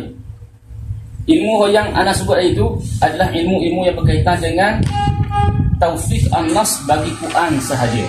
Khalas, lepas kita baca banyak dah ilmu, tak disapalah ilmu adil ay, kemudian ilmu ulum Quran, kita baru tahu. Okey, alhamdulillah, Quran yang sampai dekat kita memang Quran yang asli sungguh, autentik sungguh. Baik. Tapi tak semestinya yang sampai kepada kita yang aslinya kita boleh faham Quran. Kan? Kita baca Quran tapi satu habuk pun tak faham kita. Baik. Kita balik pada sunnah pula. Sebab sekarang ni, adakah kita memang confirm sungguh sunnah sampai depan mati kita ni sunnah yang asli ataupun sunnah yang maudhu', hadis maudhu'. Jadi di sana ada banyak ilmu yang berkaitan tentang as-sunnah dari sudut untuk kita cek, kita pasti sungguh ataupun tidak sunnah ni yang ada depan mata kita ni, Bukhari, Muslim, Tirmizi dan seumpamanya ni. Jadi apabila kita buka hadis muka nombor 1, Nabi katakan juga dalam hadis ini terbina pada apa? Terbina pada apa hadis ini? Sanad dengan matan. Kan? Sanad dengan matan. Jadi sekarang ni yang Nabi sebut, yang hadis sungguh adalah matan Nabi tu kan.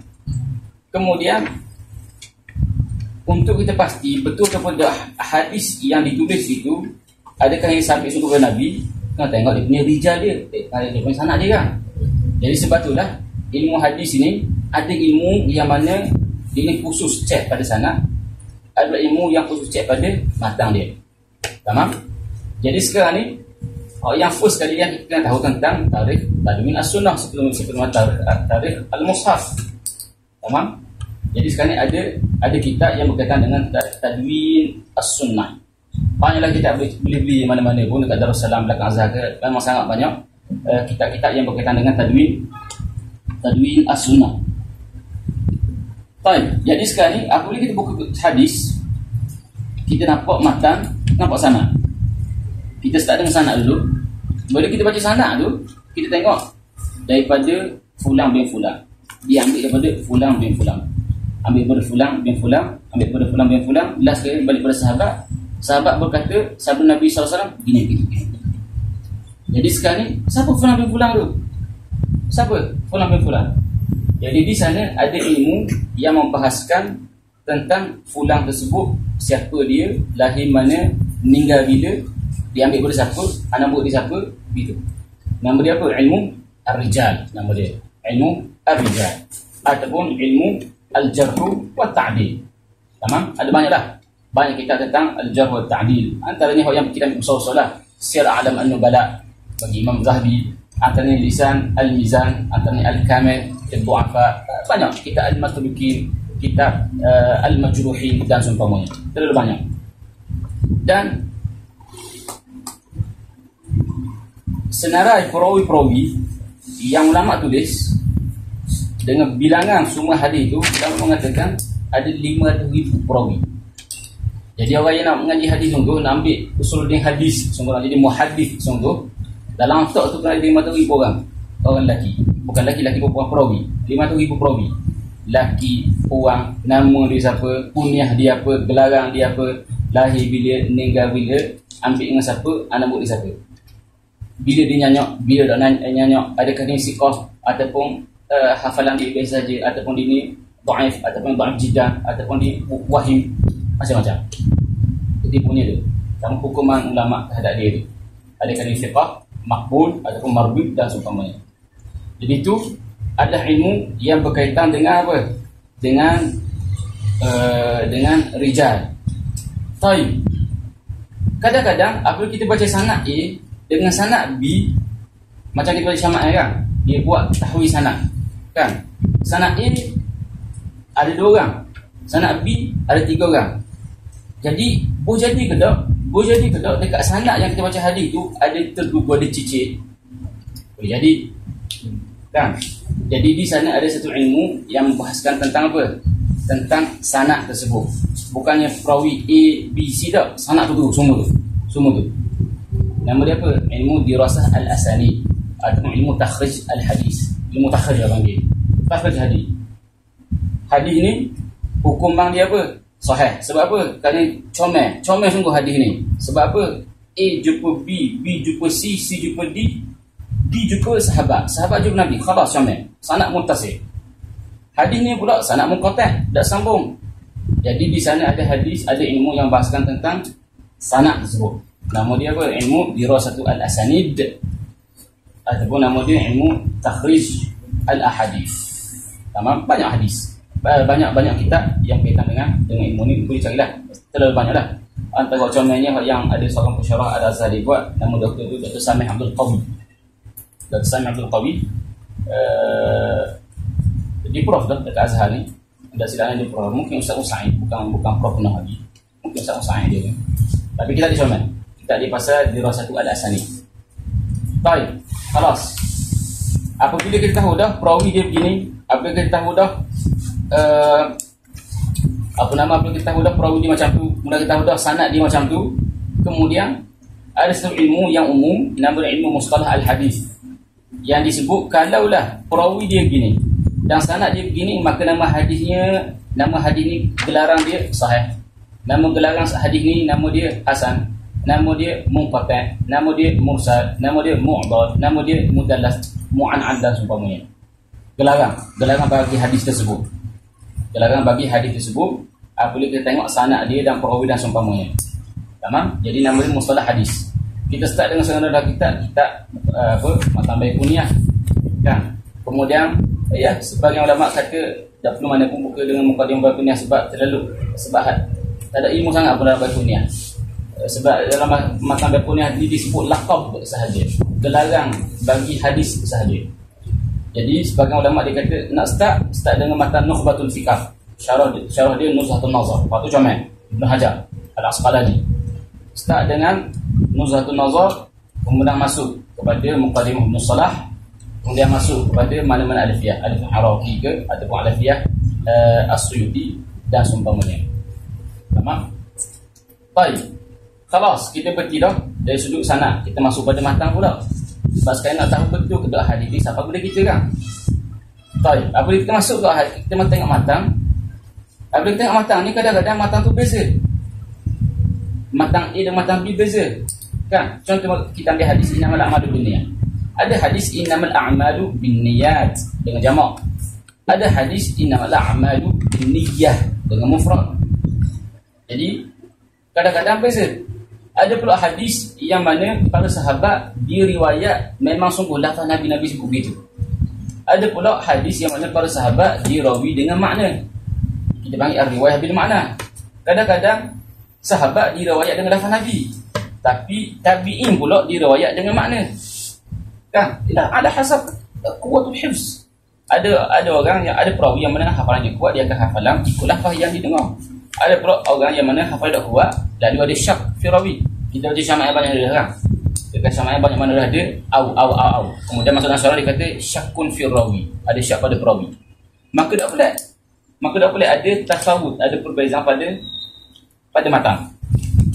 Kemudian kadang-kadang kita baca hadis pula, kadang-kadang bagi kita tapi benda ni agak payahlah. Orang yang dapat benda ni akhirnya orang yang pakar saja, dia akan jumpa bahawa hadis ni ada bau tak sahih. Hadis ni baca tu amalan yang remeh, tapi fadilat terlalu besar, tak munasabah. Jadi ulama tahu khalas ni ada bau maudhu, ni ada bau gini, Ini ada bau dhaif, ada bau gini, ada bau gini. Hadis ni lawan dengan hukum akli, lawan hukum akal tu. Khalas, ni mesti tak sahih. Jadi di sana ada satu ilmu, khalas ni min as'abil ulum. Antara ilmu yang paling susah dalam ilmu hadis iaitu ilmu al-ilal. Ilalul hadis. Faham? Ilmu takhir itu ilmu orang panggil ilmu lapuk dah. Tak pandai ilmu takhir tu kita panggil mubtadi dah tu, baru mubtadi. Ilmu takhir hadis ni. Ada sanad gini, ada sanad gini, ada sanad gini. Khalas, kita zaman maju dah. Kita nak maju ke depan kita ngaji ilalul hadis. Ada banyak kitab ilalul hadis. Syekh Ma'bad tu ngajar sekarang. Kitab ilalul hadis, syarah bagi Ilal Tirmizi, bagi Ibnu Rajab Al-Hambali. Tapi kita tinggilah ilalul hadis ni. Ada ilal bagi Imam Ad-Darqutni, ada Ibn Abi Hatim Ar-Razi, banyak. Faham? Baik. Kemudian di sana ada satu ilmu namanya ilmu mukhtalaful hadis.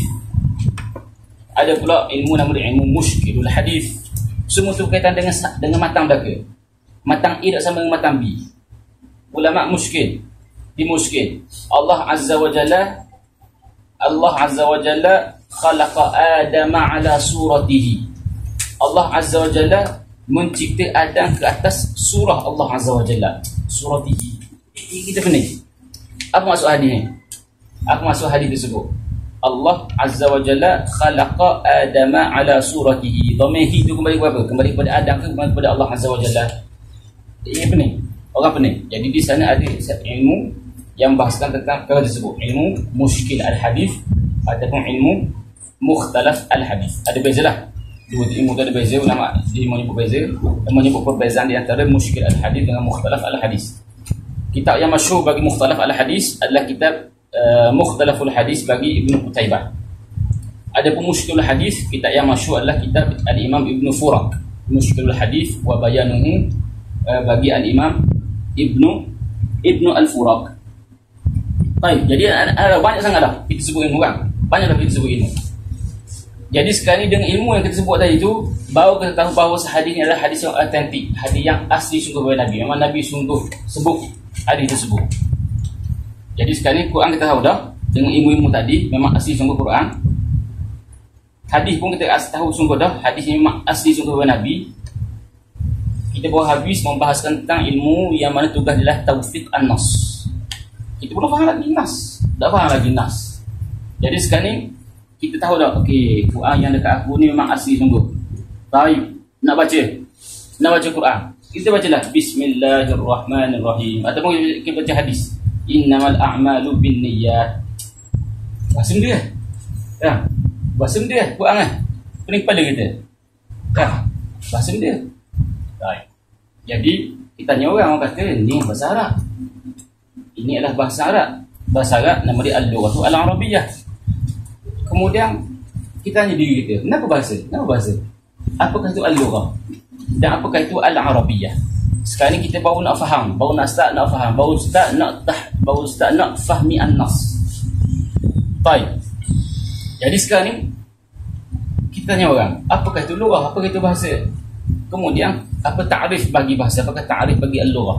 Al-Imam Ibn Jinni di sebuah kitab Al-Khasa'is, ta'rif al-lughah adalah aswat, suara. Bahasa adalah suara. Suara yang setiap kaum diungkapkan suara tersebut untuk menunjukkan tentang kehendak dia, agradihim. Dalam bahasa Arab, aswatun yu'abbiru biha kullu qaumin an agradihim. Inilah ta'rif bagi suara. Inilah ta'rif bagi bahasa. Suara yang disebut oleh setiap kaum untuk menunjukkan tentang keinginan masing-masing. Dan bahasa yang digunakan dalam Al-Quran dan hadis adalah bahasa Arab. Jadi sekarang ni maksudnya apa? Bahasa Arab apa takrif dia? Bahasa Arab takrif adalah aswatun yu'abbiru biha al-arabu an agradihim. Orang Arab. Jadi sekarang ni ada satu ilmu nasab nama dia. Siapakah Arab? Ada satu ilmu pula nama ilmu ansab nama dia. Baik. Dan sebelum tu ada satu lagi ilmu aswat nama dia. Ilmu aswat kuliah luar mengaji, kuliah dirasat pun mengaji, syariah dan mengaji usulin pun nak mengaji juga. Tamam? Ilmu aswat. Macam mana suara tu boleh keluar daripada perut kita ni, boleh keluar sapalah keluar daripada mulut kita, daripada perut sampai keluar daripada mulut. Kemudian daripada mulut tu angin bawa suara tersebut boleh sampai dekat telinga orang. Kemudian bertelinga tu kita boleh faham kat otak kita ni. Tu kita panggil ilmu aswat. Tamam? Baik. Jadi khalas. Kita tahu dah, oh ni bahasa Arab. Quran bahasa Arab, hadis pun bahasa Arab. Baik. Jadi tahulah kita bahawa untuk faham Al-Quran dan hadis, kita berhajat kepada pengetahuan dalam bahasa Arab. Kan? Sebab tu kena ngaji bahasa Arab. Siapa yang tak ngaji bahasa Arab, memang fail. Tak jadi ustaz. Mustahil menjadi ustaz. Ustaz dan mana ustaz tunggu lah. Kalau nak jadi PU mudah je. Tak perlu bahasa Arab pun. Nak jadi PU, nak jadi da'i, tak perlu bahasa Arab pun. Kan? Baik. Sebab itulah Al-Imam Asy-Syatibi, dia sebut siapa yang muqtadi dalam bahasa Arab, dia muqtadi dalam syarak. Siapa yang mutawassit dalam bahasa Arab, dia mutawassit pada syarak. Siapa yang muntahid dalam bahasa Arab, dia muntahid pada syarak. Nampak? Jadi kayu pengukur dia bahasa Arab. Siapa tahu bahasa Arab, tahulah dia dalam syarak. Semakin power dia dalam syarak. Rendah dalam bahasa Arab, rendah dalam syarak. Mustahil dia boleh faham. Tidak kerti nak beza di antara ayat hakiki dan ayat majazi. Quran nak ayat majaz sini, dia faham ayat literal. Dia kata Tuhan maksud dia gini. Tak. Tamam? Sebab tak semestinya apa yang kita faham itulah kehendak orang. Kan? Kita faham lain. Soalan ni, adakah apa yang kita faham itu kehendak orang? Tak. Kan tak sama kan? Kadang-kadang kita faham lain, orang tu disebut faham benda lain dan dia nak benda lain. Tamam? Baik. Jadi sekarang ni apabila kita buka Quran, kita buka hadis, yang kita jumpa adalah apa? Yang kita jumpa adalah ayat. Maksudnya jumlah. Ayat 1, ayat 2, ayat 3, ayat 4, ayat 5, ayat 6, ayat 7 sampai dah habis. Tamam? Baik. Jadi sekarang ni ayat terbina daripada perkataan. Kan? Ayat terbina daripada perkataan. Jadi ayat nombor 1, Bismillahirrahmanirrahim, itu satu ayat. Ada beberapa perkataan dalam tu. Ada khabar, ada ismi, kemudian ada lafzul jalalah, ada ar-Rahman, ada ar-Rahim. Ada 5 perkataan dalam ayat yang pertama. Baik. Jadi sekarang ni untuk kita faham satu ayat, kena faham makna bagi setiap perkataan dalam ayat. Kan? Baik. Kemudian kita mikir, untuk faham makna dalam ayat, kena faham makna setiap perkataan dalam ayat. Baik. Boleh tak kita buat ayat gini? Untuk faham makna setiap perkataan, kena tahu makna bagi setiap huruf dalam perkataan. Itu nak kata gitu. Untuk kita faham makna dalam ayat, kita kena faham makna bagi setiap perkataan dalam ayat dulu. Taib masyi. Untuk faham makna ayat Zaidun qa'imun, kena tahu makna Zaidun dan makna qa'imun. Tamam? Adakah kita boleh sebut untuk faham makna perkataan Zaid, kena tahu makna bagi huruf Zaid, Ruya dan Huda? Betul tak ayat tu? La. Tahulah kita bahawa bukan semua benda ada makna. Bukan semua huruf ada makna. Ada perkataan yang ada makna, ada perkataan yang tak ada makna. Baik. Huruf ba. Baik. Kita ada bismi. Kemudian kita ada Zaid.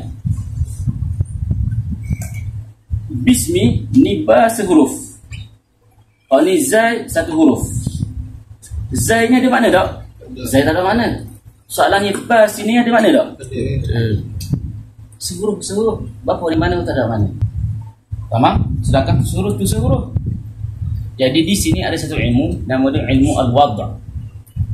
Ilmu peletakan makna. Ada perkara yang ada makna, ada benda yang tak ada makna. Tamam?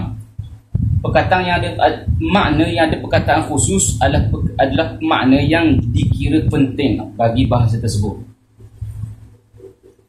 Ada pula perkataan yang mana lurah tersebut dia tidak letak makna khusus bagi makna tersebut, bahkan cukup memadai kita himpunkan dua perkataan untuk makna tersebut. Contoh, anda tahu, tapi hal ini bukan kait sangat dengan ilmu wad' ini. Anda bagi contoh mudah je. Contoh dalam bahasa Arab, bahasa Melayu kita, hari ini kan, hari ini dalam bahasa Arab al-yaum kan, bahasa Inggeris today. Jadi kita ada satu makna dalam otak, kita nak sebut hari yang kita berada sekarang ni. Bahasa Inggeris satu perkataan, today. Bahasa Arab al-yaum satu perkataan. Bahasa Melayu kita berapa perkataan? Dua perkataan lah. Hari ini. Sebab apa? Bukan satu perkataan je. Sebab apa? Sebab apa? Apa? Tak ada peletakan khusus. Sebab apa bahasa Melayu dia kata hari ini tak tengok bahasa kita. Cukup ambil kataan hari, kita gabung dengan ini. Khalas, hari ini. Tamam? Tapi bahasa kita mementingkan esok, lusa, tulak, tubing. Ada dua perkataan. Bahasa Arab tak ada. Bahasa Arab ghadan ada, na'am. Lusa ada tak perkataan khusus dalam bahasa Arab? Tak ada. Lusa dalam bahasa Arab apa? Ba'da ghadin. Kan? Ba'da ghadin. Dihimpun dua kata. Ambil perkataan ba'da, ambil ghadin, gabung jadi ba'da ghadin. Selepas esok. Maksudnya apa? 2 hari lagi akan datang. Bahasa Inggeris sama ke orang? Bahasa Inggeris hari ni, today, esok, tomorrow. Kemudian lusa apa? The day of panjang. The day after tomorrow. 4 perkataan. Maksudnya apa? Tak ada perkataan khusus. Tidak ada perkataan khusus. Tadi bahasa kita singa seperkataan singa, khalas. Gitu je. Tapi bahasa Arab perkataan untuk menunjukkan makna singa adalah perkataan. Sebab apa orang Arab dia sangat gemar dengan singa. Perkataan kuda beratus-ratus perkataan tentang kuda. Orang Arab dia suka pedang. Orang Arab dia suka main pedang kan. Joget kan pedang gitu kan. Kalau tengok Saudi Arab, joget tak pedang di warna atas itu. Dikatakan lebih daripada 1000 perkataan bagi pedang. Sebab apa dia sangat gemar tentang pedang. Unta ada beratus perkataan, keldai ada banyak perkataan, banyak. Jadi itu kita panggil ilmu al-wad'i. Perkataan apa yang ada makna, perkataan apa yang tak ada makna. Kemudian peletakan tu di bawah nazar kulli ataupun kita panggil wad'an khas ala khas, wad'an ala macam-macam. Antum belajar dalam ilmu wad'i. Kemudian kadang-kadang lafaz tersebut menunjukkan kepada makna tersebut kadang-kadang sangat jelas. Kadang-kadang lafaz tersebut menunjukkan kepada makna tersebut secara tidak jelas. Maka dia buat satu ilmu nama ilmu ad-dalalah, nama dia. Ilmu ad-dalalah. Baik. Jadi sekarang ni tahulah kita huruf ba dekat bismi ada makna, huruf zai dekat zaid tak ada makna. Sebab apa? Kerana beza pada sudut peletakan ilmu tu. Bahasa Arab tidak letak pun makna kepada huruf zai dekat zaid, tapi huruf bahasa Arab dia letak makna dekat huruf ba dekat bismi ni. Tamam? Baik. Jadi kita baca Bismillahirrahmanirrahim. Sekarang ni kita nak tahu makna bagi perkataan yang ada makna. Perkataan ada makna, khalas ada makna lah. Jadi sekarang ni kita nak cari makna bagi perkataan yang ada makna. Dan dalam Quran tak ada pun kata ada makna, semua ada makna belaka. Tamam? Kalau kita mengatakan dalam Quran ada perkataan ada makna, sesungguhnya kita telah mensabitkan Allah Azza wa Jalla dia ni nataqa ataupun takallama bi kalam la ma'na lah. Kita telah mengisbatkan perkara yang mustahil bagi Allah Azza wa Jalla. Tamam? Jadi semua perkataan dalam Quran dan semua perkataan dalam hadis semua ada makna belaka. Soalannya sekarang ni kita nak cari makna bagi setiap perkataan tersebut. Kalau nak cari makna, kalau nak cari makna bagi perkataan dalam kamus, maka keluar satu ilmu nama ilmu matnil lughah, nama dia ilmu matni al-lughah. Kamus Mukhtar Sihah, kamus al-qamus al-muhit, kemudian lisanu al-arab, tajul arus. Banyak ilmu, banyak kitab, banyak kamus untuk kita cari makna bagi perkataan yang ada dalam Quran dan hadis. Tamam? Sehingga kan ulama dia buat kamus lah, kamus bagi perkataan-perkataan dalam Al-Quran kan. Seperti Ar-Raghib Al-Asfahani, dia buat satu kamus yang membahaskan tentang perkataan Al-Quran. Kalau macam zaman sekarang kan orang buat tim Quran kan. Tim Quran kan perkataan-perkataan dalam Quran kan. Application tu. Sorry. Ala kulli hal. Tapi sekarang ni apabila kita buka Quran, kita nak cari perkataan tersebut, kemudian kita dah buka dalam kamus. Tak ada pun perkataan dalam Quran tu dalam kamus, tak ada pun. Tak jumpa. Kita nak perkataan tersebut, kemudian nak tahu makna dalam kamus. Kita balik kamu, tak ada perkataan dalam kamu, tak ada. Kamu besar dah pada ada kok makna bagi perkataan tersebut. Sebab apa? Dia jumpa. Adakah salah kamu? Adakah salah Quran? Salah siapa? Salah kita tak kerti. Sebab ulama dia sebut dah, nak balik kamu mestilah kena kosongkan dahulu perkataan tersebut daripada huruf mazid. Nak cari perkataan, kena cari perkataan apa? Perkataan mujarrad. Sebab itulah bila kita buka kamus, disebut depan tu madah abata. Tiga huruf je. Madah daraba. Lepas tu barulah keluar semua daraba, madah-madah seterusnya. Tamam? Jadi untuk cari perkataan tersebut, kena tahu huruf asli daripada perkataan tersebut. Kenapa huruf asli? Maksudnya ada huruf tambah ke? Ada huruf tambahan. Ada huruf asli dan ada huruf zaid. Soalan dia, ilmu apa yang bahas tentang huruf asli dan huruf zaid tersebut? Ilmu saraf. Maka sebelum kita nak tahu, nak balik makna dan kamus, kena pandai ilmu saraf dulu. Tamam? Kena pandai ilmu saraf. Kita jumpa dalam Quran Ar-Rahman Ar-Rahim. Ar-Rahman Ar-Rahim. Kita jumpa dalam Quran Ar-Rahman Ar-Rahman. Dan kita jumpa Ar-Rahim. Tamam? Ar-Rahman Ar-Rahim. Baik. Jadi sekarang ni nak bayar dalam kamus. Kadang-kadang, tapi ni mudahlah ada. Kadang-kadang boleh jadi tak ada perkataan Rahman dalam kamus. Tamam? Kadang-kadang tak ada dalam perkataan Rahman dalam kamus. Kita nak cari perkataan Ar-Rahman dalam kamus, kita pergi cari dekat huruf alif. Mana jumpa? Kan? Mana jumpa? Kalau nak cari Ar-Rahman, kena cari dekat huruf mana? Huruf Ra. Kan? Jadi kena buang alif lam. Baik. Jadi kadang-kadang kita balik kamu pula tak ada perkataan Rahman, ada perkataan Rahimah saja. Rahimah yarhamu rahmah saja. Baik. Jadi sekarang ni ilmu yang membahaskan tentang biniatul kalimah, binaan kalimah ni nama ilmu saraf. Baik. Kemudian kita baca Bismillahirrahmanirrahim. Ar-Rahman Ar-Rahim. Ar-Rahman Ar-Rahim. Perkataan Rahman ada huruf Ra. Perkataan Rahman ada huruf Ra. Perkataan Rahman ada huruf Ha. Rahnya ada huruf Ha juga. Ni ada mi juga. Ada kaitan ke antara Rahman dan Rahim? Kita ada kaitan antara Rahman dan Rahim. Soalan dia, ilmu apa yang membahaskan tentang kaitan perkataan dan perkataan? Nama ilmu apa? Ilmu istiqaq. Ilmu istiqaq adalah ilmu yang membahaskan tentang keturunan perkataan, nasab perkataan. Apakah nasab, apakah kaitan kalimah ni dengan kalimah ni? Maka nama dia ilmu istiqaq. Nama dia kena ngaji ilmu istiqaq. Banyak ilmu yang kita sebut malam ni, semua tu kena ngaji belaka. Kena ngaji belaka. Ngaji paling kurang ambil sikit daripada ilmu tersebut, daripada kita jahil langsung. Baik, jadi sekarang ni kita tahu dah ada ilmu saraf, ada ilmu istiqaq. Kemudian istiqaq pula ada banyak. Ada istiqaq kabir, istiqaq saghir, istiqaq akbar. Tamam? Kalau dah dia pun tertib sama, maka kita panggil istiqaq saghir. Kalau dah tertib huruf sama, contoh macam kita ada Jabara Rajaba. Huruf sama. Jabara Rajaba. Tapi dia pun tertib lain. Istiqaq juga, tapi istiqaq akbar kita panggil. Tamam? Baik. Jadi sekarang ni kita jumpalah makna. Kita tahu makna ba dekat Bismillahirrahmanirrahim. Kita tahu makna ism dekat Bismillahirrahmanirrahim, Ar-Rahman Ar-Rahim. Jadi sekarang kita tahu dah semua makna perkataan daripada ayat Bismillahirrahmanirrahim. Tapi tak semestinya kita tahu makna perkataan, kita tahu makna ayat. Kan? Jadi sekarang ni apakah makna bagi ayat Bismillahirrahmanirrahim? Tamam? Baik. Jadi sekarang ni ilmu yang membahaskan tentang akhir kalimah ataupun tentang ayat tu terus secara pukar adalah ilmu nahu.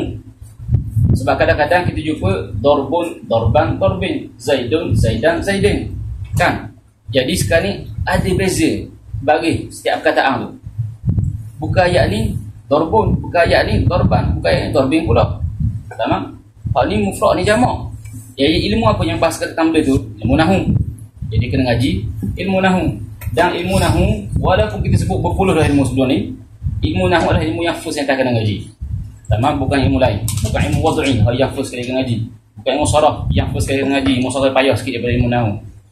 Kerana ilmu nahu ilmu yang paling sahal, yang paling lazat sekali, yang paling mudah sekali. Sebab tu ulama disebut an-nahwu aula awwalan an yu'lama idh kalamu dunahu lan yufhama. Tamam? Baik, jadi kena ngaji ilmu nahu. Kena ngaji ilmu nahu. Untuk faham makna bagi ayat tersebut, kena ngaji ilmu nahu. Soalan dia, kadang-kadang, jadi sekarang kita dah makna bagi perkataan, makna bagi ayat. Tetapi kadang-kadang boleh jadi dalam Quran ada hazaf. Boleh jadi dalam Quran ada takdim takhir. Boleh jadi dalam Quran apa lagi? Dia buat uslub al-qasr, uslub al-hasr. Innama. Kan? Boleh jadi belaka. Dan boleh jadi juga kita faham makna hakiki bagi perkataan, tapi makna yang diinginkan oleh Allah Azza wa Jalla adalah makna majaz. Perkataan sebut ada dua makna, makna hakiki, makna majazi. Dan kadang-kadang pun jadi perkataan yang sama dalam Quran ada dua makna yang berlawanan. Kita panggil al-adad. Faham? Ayat yang Nabi sebut sama, wal laili idza as'asa. As'as, fi'il as'asa. Entah bukan kamu as'asa, makna bagi as'asa aqbala, adbara. Maksud adbara maksudnya apa? Wal laili idza adbara. Maksud adbara ni maksudnya apa? Maksudnya ke belakang. Tamam? Wal laili idza adbara. As'asa dengan mana adbara? Maksudnya apa? Demi malam, sumpah demi malam apabila ke belakang malam. Maksudnya apa? Maksudnya habis dah malam. Masuk tu subuh dah. Kemudian baca sikit lagi, antara makna bagi as'asa adalah aqbala pula. Lawang bagi adbara. Jadi perkataan as'asa dalam Quran boleh jadi ada dua takwilan. Wal laili idza adbara, wal laili idza aqbala. Ada dua makna yang berlawang.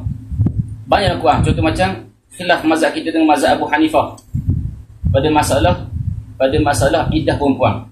Salatata quru. Aku semua tahu dah, mudah kan? Benda ni kan? Salatata quru. Dalam mazhab kita quru jamak kepada qur. Mazhab Syafi'i dia kata dalam bahasa Arab qur adalah at-tuhur. Jadi orang puan untuk habis iddah dia kena berapa kali suci? 3 kali suci. Mazhab Abu Hanifah dia kata tak. Masuk al-qur dalam bahasa Arab bukannya suci tapi haid. Jadi dalam mazhab Abu Hanifah orang nak habis dia punya iddah dia kena habis 3 kali haid, bukan 3 kali suci. Ada beza 3 kali haid dengan 3 kali suci. Ada beza. Tamam? Baik. Jadi sekarang ni dah kadang-kadang dalam Quran Allah Azza wa Jalla disengaja, disaja hikmah Allah Azza wa Jalla disengaja nak letak perkataan yang mustarak, satu lafaz dua makna. Nafsu kita ijtihad.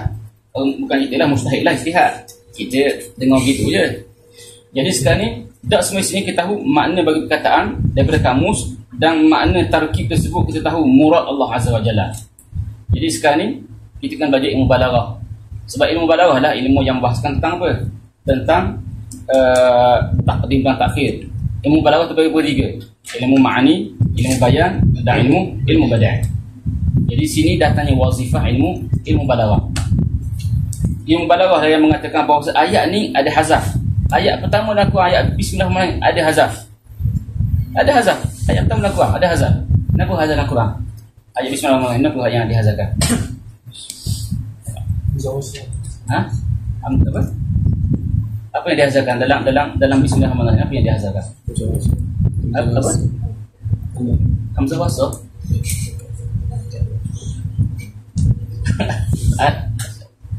Abda'u. Apa yang dihazafkan? Sebab kalau kita fikir sungguh dalam bahasa Arab ayat sama ada ayat jumlah ismiyah atau ayat jumlah khabariyah kan? Ayat bismillahirrahmanirrahim kita nak kategorikan di bawah jumlah ismiyah ke jumlah khabariyah. Nak kategorikan apa? Jumlah ismiyah ke jumlah khabariyah? Mana boleh? Tak cukup syarat dah geram. Jadi ayat first ayat dalam Quran ada hazaf dalam situ. Jadi kita tak akan faham murad Allah Azza wa Jalla mulakan kita akan taklidi apa itu mahzuf tersebut. Sebelum kita tahu ada mahzuf, kita kena tahu bahawasanya ada ilmu yang bahaskan tentang hazaf dulu. Apakah ilmu yang bahaskan tentang hazaf? Ilmu balaghah, ilmu ma'ani. Sebab tu kena ngaji ilmu ma'ani. Sebagian orang dia sangat tekankan ilmu bayang. Betul ilmu bayang, tapi ma'ani penting juga. Ilmu yang bahaskan tentang hazaf mubtada, hazaf khabar, hazaf fa'il, hazaf maf'ulun bihi. Ilmu itulah ilmu ma'ani. Tamam? Ilmu yang bahaskan tentang musnad ilaihi. Kemudian kadang-kadang ayat Quran tu ada tasbih, ada isti'arah, ada kinayah. Jadi ilmu yang bahaskan tentang perkara tersebut adalah ilmu apa? Ilmu bayan. Tamam? Kita ngaji ilmu badan. Ilmu yang membahaskan tentang muhasinat al-lafziyah dan muhasinat al-ma'nawiyah. Baik. Jadi sekarang ni banyak dah ilmu yang kita sebut tentang ilmu fahmi an-nas. Tamam? Baik dah kita sebut ilmu yang bahaskan tentang fahmi an-nas. Lepas kita tahu dah ilmu saraf, ilmu nahu, ilmu balaghah, istiqah, ilmu wad'i sumpah, barulah kita boleh faham Quran. Baru kita faham Quran. Tanpa balaghah, tak akan faham Quran.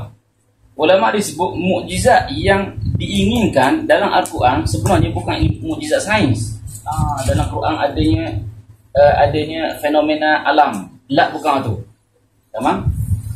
Ulama disebut Al-Quran bukannya buku sains, tak. Tetapi buku tentang petanda kebesaran Allah Azza wa Jalla. Allah Azza wa Jalla dijadikan Al-Quran sebagai perkara untuk dijadikan sebagai perkara tahaddi cabaran. Al-Quran lah cabaran. Tuhan jadikan buku Al-Quran ni sebagai satu cabaran kepada orang kafir, orang Arab pada waktu tersebut. Maksudnya apa? Kalau kamu boleh datangkan satu ayat macam Quran, sila datangkan. Tapi tak boleh, kan? Jadi nak sebut bahawasanya Al-Quran ialah buku cabaran kepada orang Arab. Dari sudut apa buku ni dicabar? Dari sudut balaghah. Sebab tu kalau yang tak faham balaghah, tak faham benda pun orang daripada Quran sebenarnya. Langsung tak faham benda daripada Quran. Langsung tak faham. Apa beza ayat? Berapa ayat ni Tuhan tak afala ta'qilun? Sebab apa ayat ni afala apa lagi? Yang kait dengan ta'qilun tu. Macam-macam kan?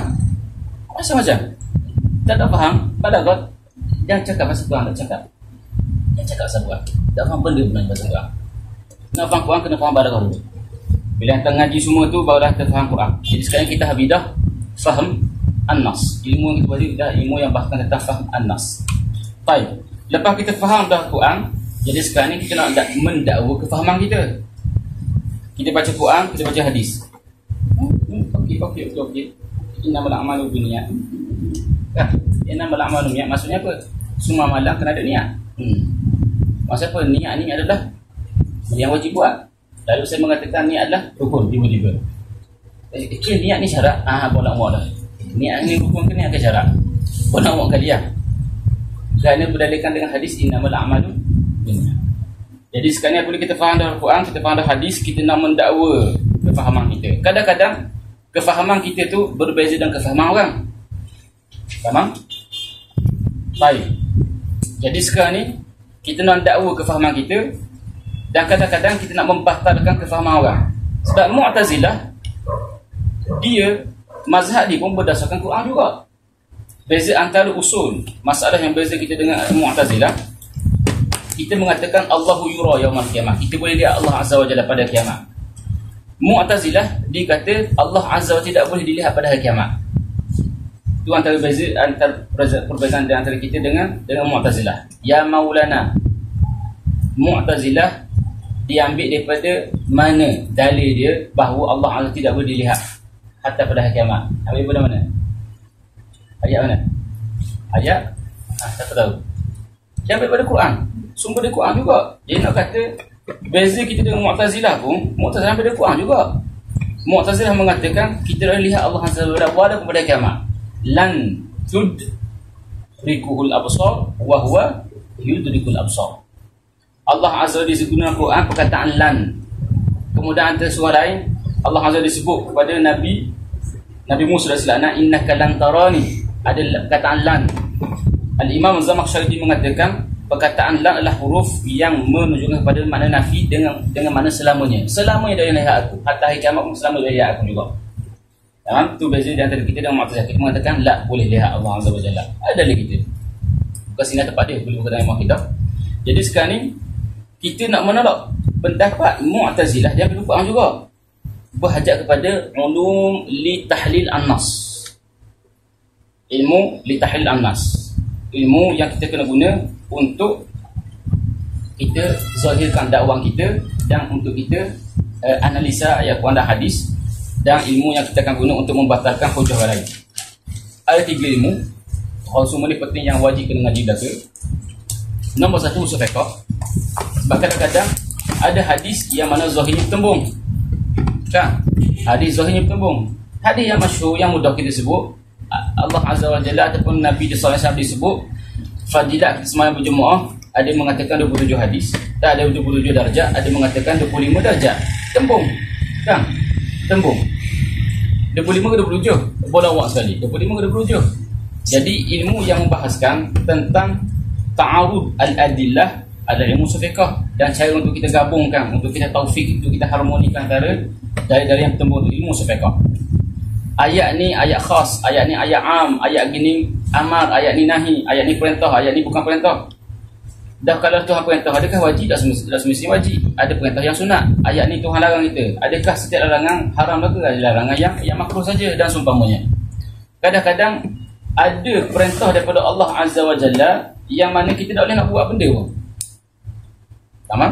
Contoh macam Allah Azza disebut kunu qiradatan khasiin. Allah Azza disebut kepada orang Yahudi, kunu qiradah. Apa maksud dia kunu qiradah? Jadilah kalian kera-kera, monyet-monyet. Kita nak buat mana? Kalau kita mengatakan fi'il amal dekat kunu adalah fi'il amal dengan makna wajib, kita wajib jadikan kita jadi diri kita sebagai kera. Maksudnya apa? Kita buat gitu. Mana boleh, kan?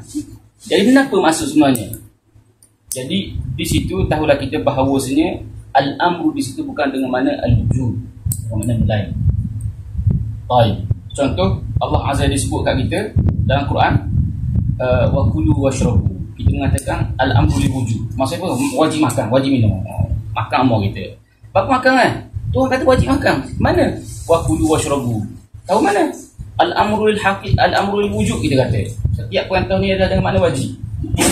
Maka kita wajib makan amor. Dia tak saat makan amor. Sedangkan pendapat kita salah, kefahaman kita salah. Jadi di sana ada apa? Ada ilmu yang kita ngaji untuk tahlil an-nas, iaitu ilmu fiqh. Nombor 1. Nombor 2 kena ngaji mantiq. Tanpa mantiq tidak betul cara pemikiran kita. Ya? Tidak betul cara pemikiran kita.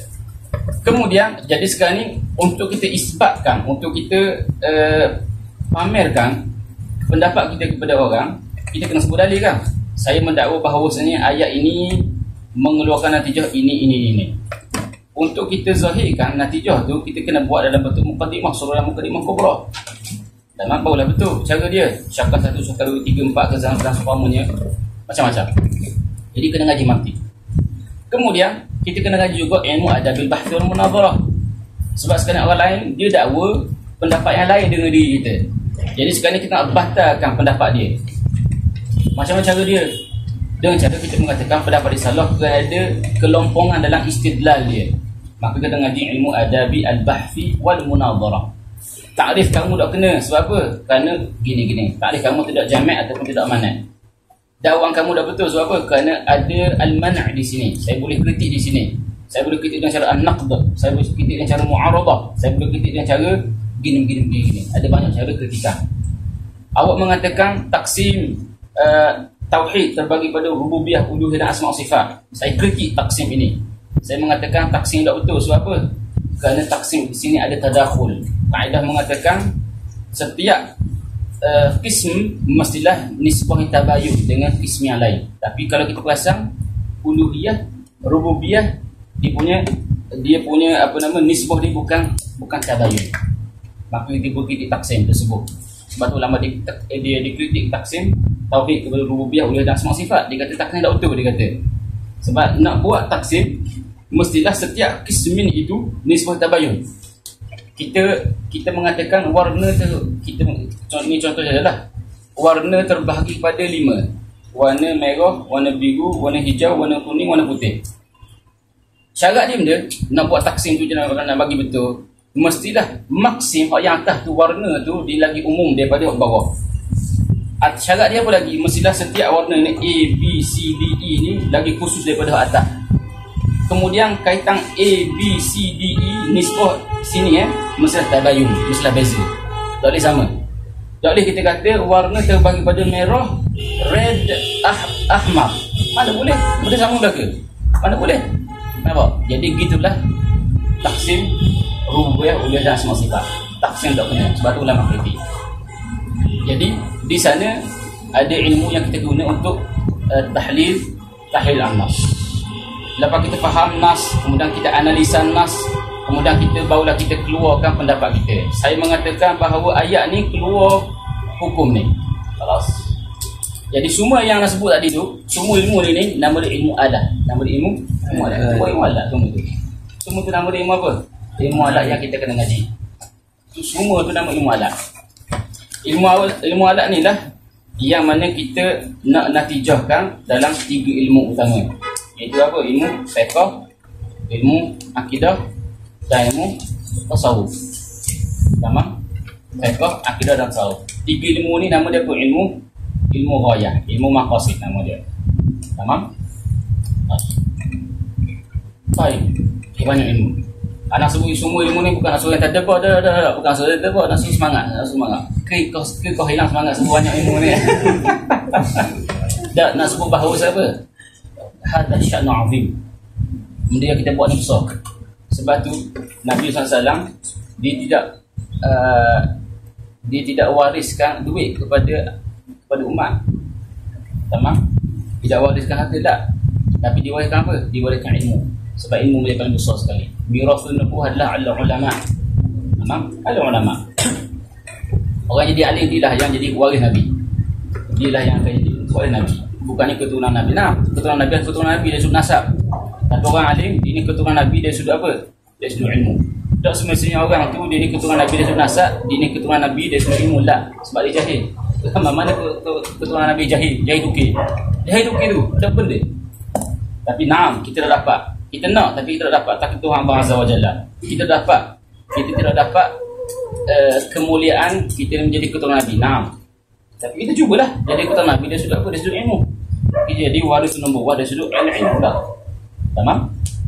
Tapi kena sungguh je lah. Kena ngaji dengan sungguh saja. Baik. Jadi semua tu adalah ilmu alat dan ilmu maqasid. Tamam? Kita sebut berpuluh-puluh ilmu. Tapi kalau kita mikir semula yang kita tengok semula yang nak sebut awal saya tadi tu, ilmu azhar yang 12 tu, kita akan faham bahawasanya kan tadi kita sebut antara 12 ilmu yang disebut dalam ilmu azhar adalah ilmu Quran, hadis kan disebut gitu kan. Jadi dalam Quran tu masuk semua ilmu yang nak sebut daripada awal tadi tu. Ulumul Quran, ilmu fawasil, ilmu qiraat semua tu dalam Quran belaka. Ana sebut tadi hadis. Maksudnya apa? Semua masuk dalam ilmu hadis yang kaitan dengan ilmu mustalah hadis, ilmu rijal, ilmu dirasatul asanid, semua tu masuk dalam hadis belaka.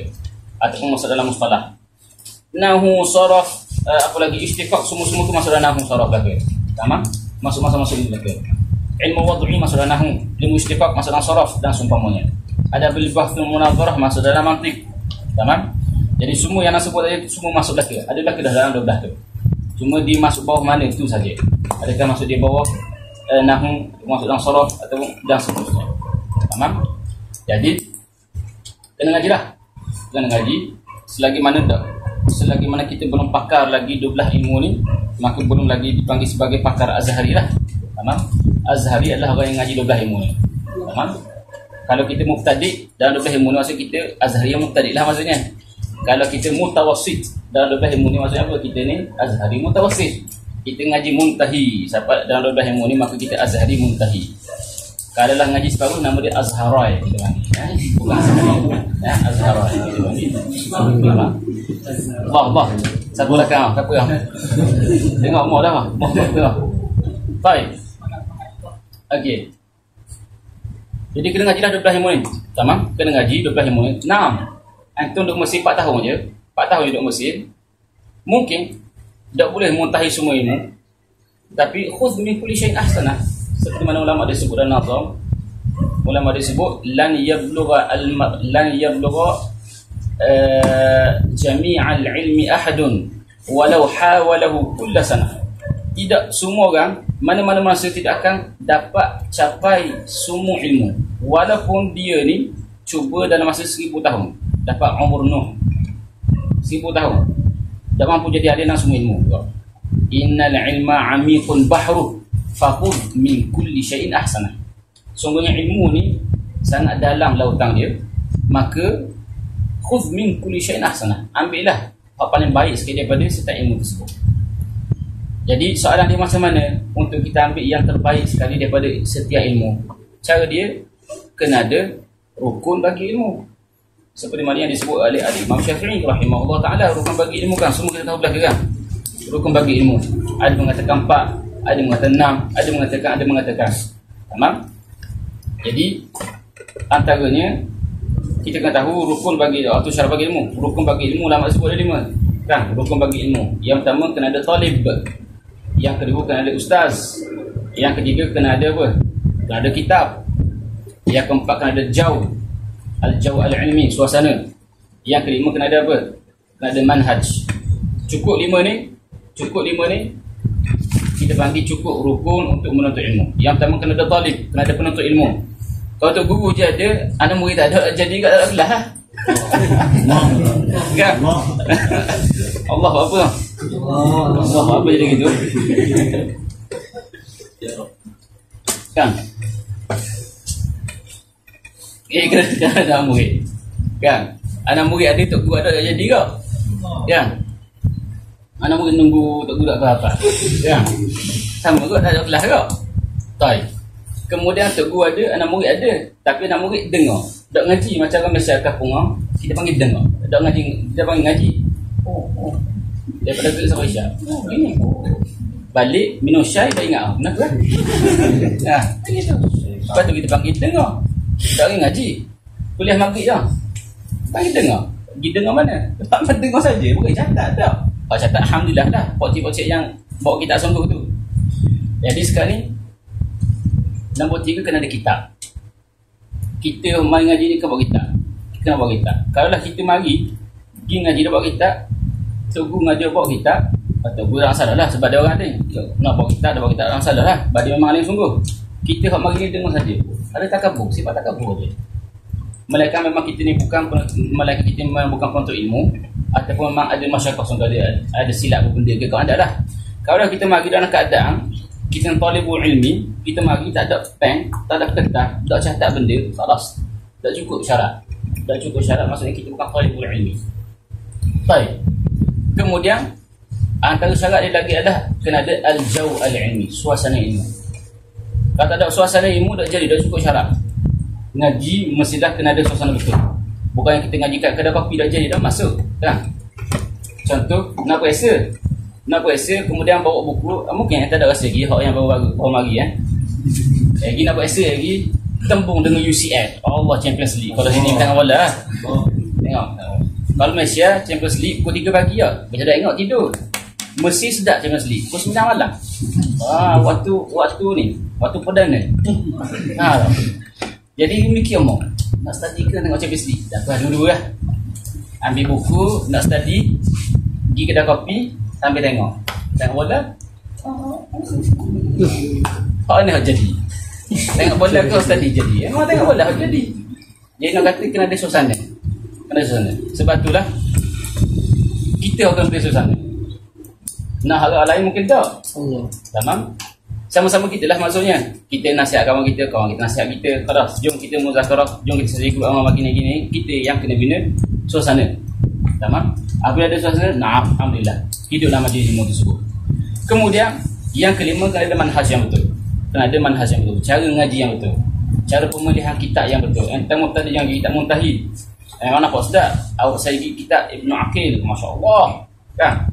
Ibn Aqil. Tapi sedangkan Al-Tajumiyah tak dia kata lagi. Mana jadi? Mana boleh kita lapak gitu? Tak jadi. Nampak memang sedap. Apa memang sedap? Tapi sebenarnya tak faham. Tak faham. Macam usul fiqh lah. Usul fiqh, entah ngaji usul fiqh nampak sedap. Ulama kata barang siapa yang pandai usul fiqh, dia lah orang paling banyak sekali pengikut atas muka bumi. Nah, memang Ghazali sebut itu. Entah nak banyak follower, bukan follower Instagram kan, follower atas muka bumi sungguh ni. Entah sebut A, semua orang ikut, orang akan buat A dah ke ngaji usul fiqh. Imam Ghazali disebut dalam Muqaddimah Mustasfa. Bukan Imam Ghazali, Imam Syafi'i pun disebut dalam Muqaddimah Risalah. Imam Ghazali disebut wa kana ulama bihi arfa' makanan wa aktsaruhum atba'an wa a'wana. Ulama-ulama ulama yang ada fiqh, ada usul fiqh, dialah ulama yang paling tinggi sekali darjat dan dialah ulama yang paling banyak sekali pengikut. Nak banyak pengikut, follower, belajar usul fiqh. Banyak follower insya-Allah. Baik tak jadi mufti. Sama ada mufti rasmi ke dah rasmi ke dah salah. Apabila anda ada kayakan, terus anda boleh berfatwa. Sama dia rasmi dan rasmi. Kalau rasmi dia bawa kajian, dah rasmi ni yang bukan dia bawa kajian, tapi oleh kerana anda ada ahliyah, kelayakan, terus anda keluar fatwa anda. Baik. Jadi ilmu usul fiqh ilmu sangat payah. Tak ada orang nafi benda ni. Ilmu yang sangat payah. Tengah usul fiqh dalam keadaan tak ada mantik, tak faham. Naam, kalau warakah boleh dah faham. Sebab warakah ni kita panggil ilmu yang majas. Mukaddimah mata-mata yang mukaddimah yang kecil-kecil ni, kalau nak kata mukaddimah ilmu majaz je ada, bukan ilmu hakiki dia dalam. Macam ni lah mata kunyah lah, sebutlah kau saja je. Gini sahih, gini hasan, gini dhaif, gini mudhaf, gini mu'an. Dah kat mu'an tu. Apa contoh bagi mu'an? Apa hukum bagi mu'an? Tak tahu. Tamam. Jadi sekarang ni enta ngaji usul fiqh tanpa nahwu tak jadi. Enta ngaji usul fiqh tanpa gini tak jadi. Tak jadi belaka. Kena ada semua ilmu alat dulu barulah ada kelayakan untuk ngaji usul fiqh. Baik. Jadi kena ada manhaj yang betul. Jadi kan tanyalah asatizah, tanya para ulama, tanya syekh sini, syekh aku nak ngaji fiqh, kita apa yang patut semua dia akan sarankan. Awak akan ngaji first kali matang Abi Syuja atau di Mesir. Lepas Abi Syuja awak ngaji mungkin awak boleh naik kepada matang Umdatus Salik atau matang naik matang tahrir tangkah dobat. Lepas tu barulah awak boleh naik kitab Minhaj mana. Nah begitu kok awak mula dari kitab ni, kemudian kitab ni barulah naik Alfiyah umpamanya.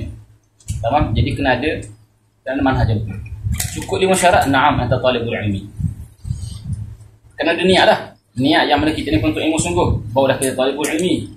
Dan satu lagi hal yang penting untuk anda sebut, iaitu bukan semua yang mana dia talibul ilmi sekarang dia akan kekal sampai bila-bila dia talibul ilmi. Dengan makna bukan semua orang yang mana penuh jadi ustaz sampai bila-bila dia akan jadi ustaz. Nah, orang akan panggil dia ustaz, tapi pada hakikat sekarang bukan ustaz dah. Macam apa kuat dah. Naam, hafizun lil kitab, hafizun lil Quran. Tapi bila dia lupa, adakah kita panggil dia hafiz? Tak panggil hafiz dah. Tapi tetap tak orang panggil dia hafiz. Orang panggil hafiz sebab apa? Orang husnuzan dia. Orang husnuzan dia akan panggil dia hafiz. Tapi pada hakikat bukan hafiz. Al-Habis kita panggil Ibn Habis dia ya. Al-Habis tetapi bukan Al-Hafiz. Sama juga dengan ustaz. Yang tamat Mesir orang panggil entah ustaz dah ke dah. Walaupun masa mula mari tu mungkin bukan ustaz lagi. Tapi kerana ada sifat tafa'ul, abang-abang panggil ustaz belaka. Hatta di Mesir ni orang belajar medik pun panggil ustaz kau. Dah lama sangat ngaji ustaz kan. Belajar medik pun kita panggil ustaz sini. Padahal dia kata saya bukan jurusan agama, saya medik. Oh, doktor. Kau panggil doktor. Padahal kita panggil ustaz mau dia. Sama kat ustazah ke apa benda ke. Jadi sekarang ni enta pergi Mesir khalas, enta talibul ilmi sekarang. Enta talibul ilmi. Masing orang boleh panggil enta ustaz dah maksudnya. Tapi bukan bererti selamanya sampai tamat dia kata jadi ustaz dah. Hak cakap pasal hakikat. Orang sunzon kat tadi dalam sunzon. Bab zon orang betul-betul jadi salah. Kan? Orang sangka kita datuk. Tak datuk pun kita. Datuk kau yang dapat gelaran kalau bukan datuk. Ni kan. Datuk gelaran. Orang sangka kita datuk. Adakah memang kita datuk sungguh? Tak dapat pun. Gelaran datuk daripada sultan tak ada pun. Tapi orang sangka datuk. Di sana ada az-zannu al-bayinu khata'u yang kita ngaji lain ilmu qawaid. Kan? Jadi sekarang ni kita yang tahu diri kita ni ustaz ataupun tak ustaz sekarang. Soalan dia macam mana tahu kita ni kekal talibul ilmi ataupun kita ni bukan talibul ilmi dah. Itu soalan dia. Soalan dia adalah niat. Dengan niat adalah kita bertukar daripada orang awam kepada talibul ilmi. Dan dengan niat juga kita tukar semua daripada talibul ilmi kepada orang awam. Dengan niat. Ya Maulana, niat adalah perkara yang qalbi, dalam hati. La yattali'u alaihi ahadun. Tak ada seorang pun yang boleh lihat dalam hati kita. Seperti mana redha adalah benda yang qalbi, apabila kita jual beli. Allah Azza wa Jalla mengatakan tak boleh kita buat transaksi jual beli melainkan apabila illa an taradin, kan? Melainkan apabila ada redha di antara dua pihak, penjual dan pembeli. Tapi soalan dia, redha adalah perkara qalbi. Soalan dia, apakah yang menzahirkan keredaan penjual dan pembeli? Sirah ijab kabul. Saya jual. Dah kan disebut saya jual, dah kadang tak mau jual. Kan? Ada tanda takut lah situ. Orang yang beli, dia kata saya beli. Dan nanti yang mau beli, saya beli. Ada tanda takut.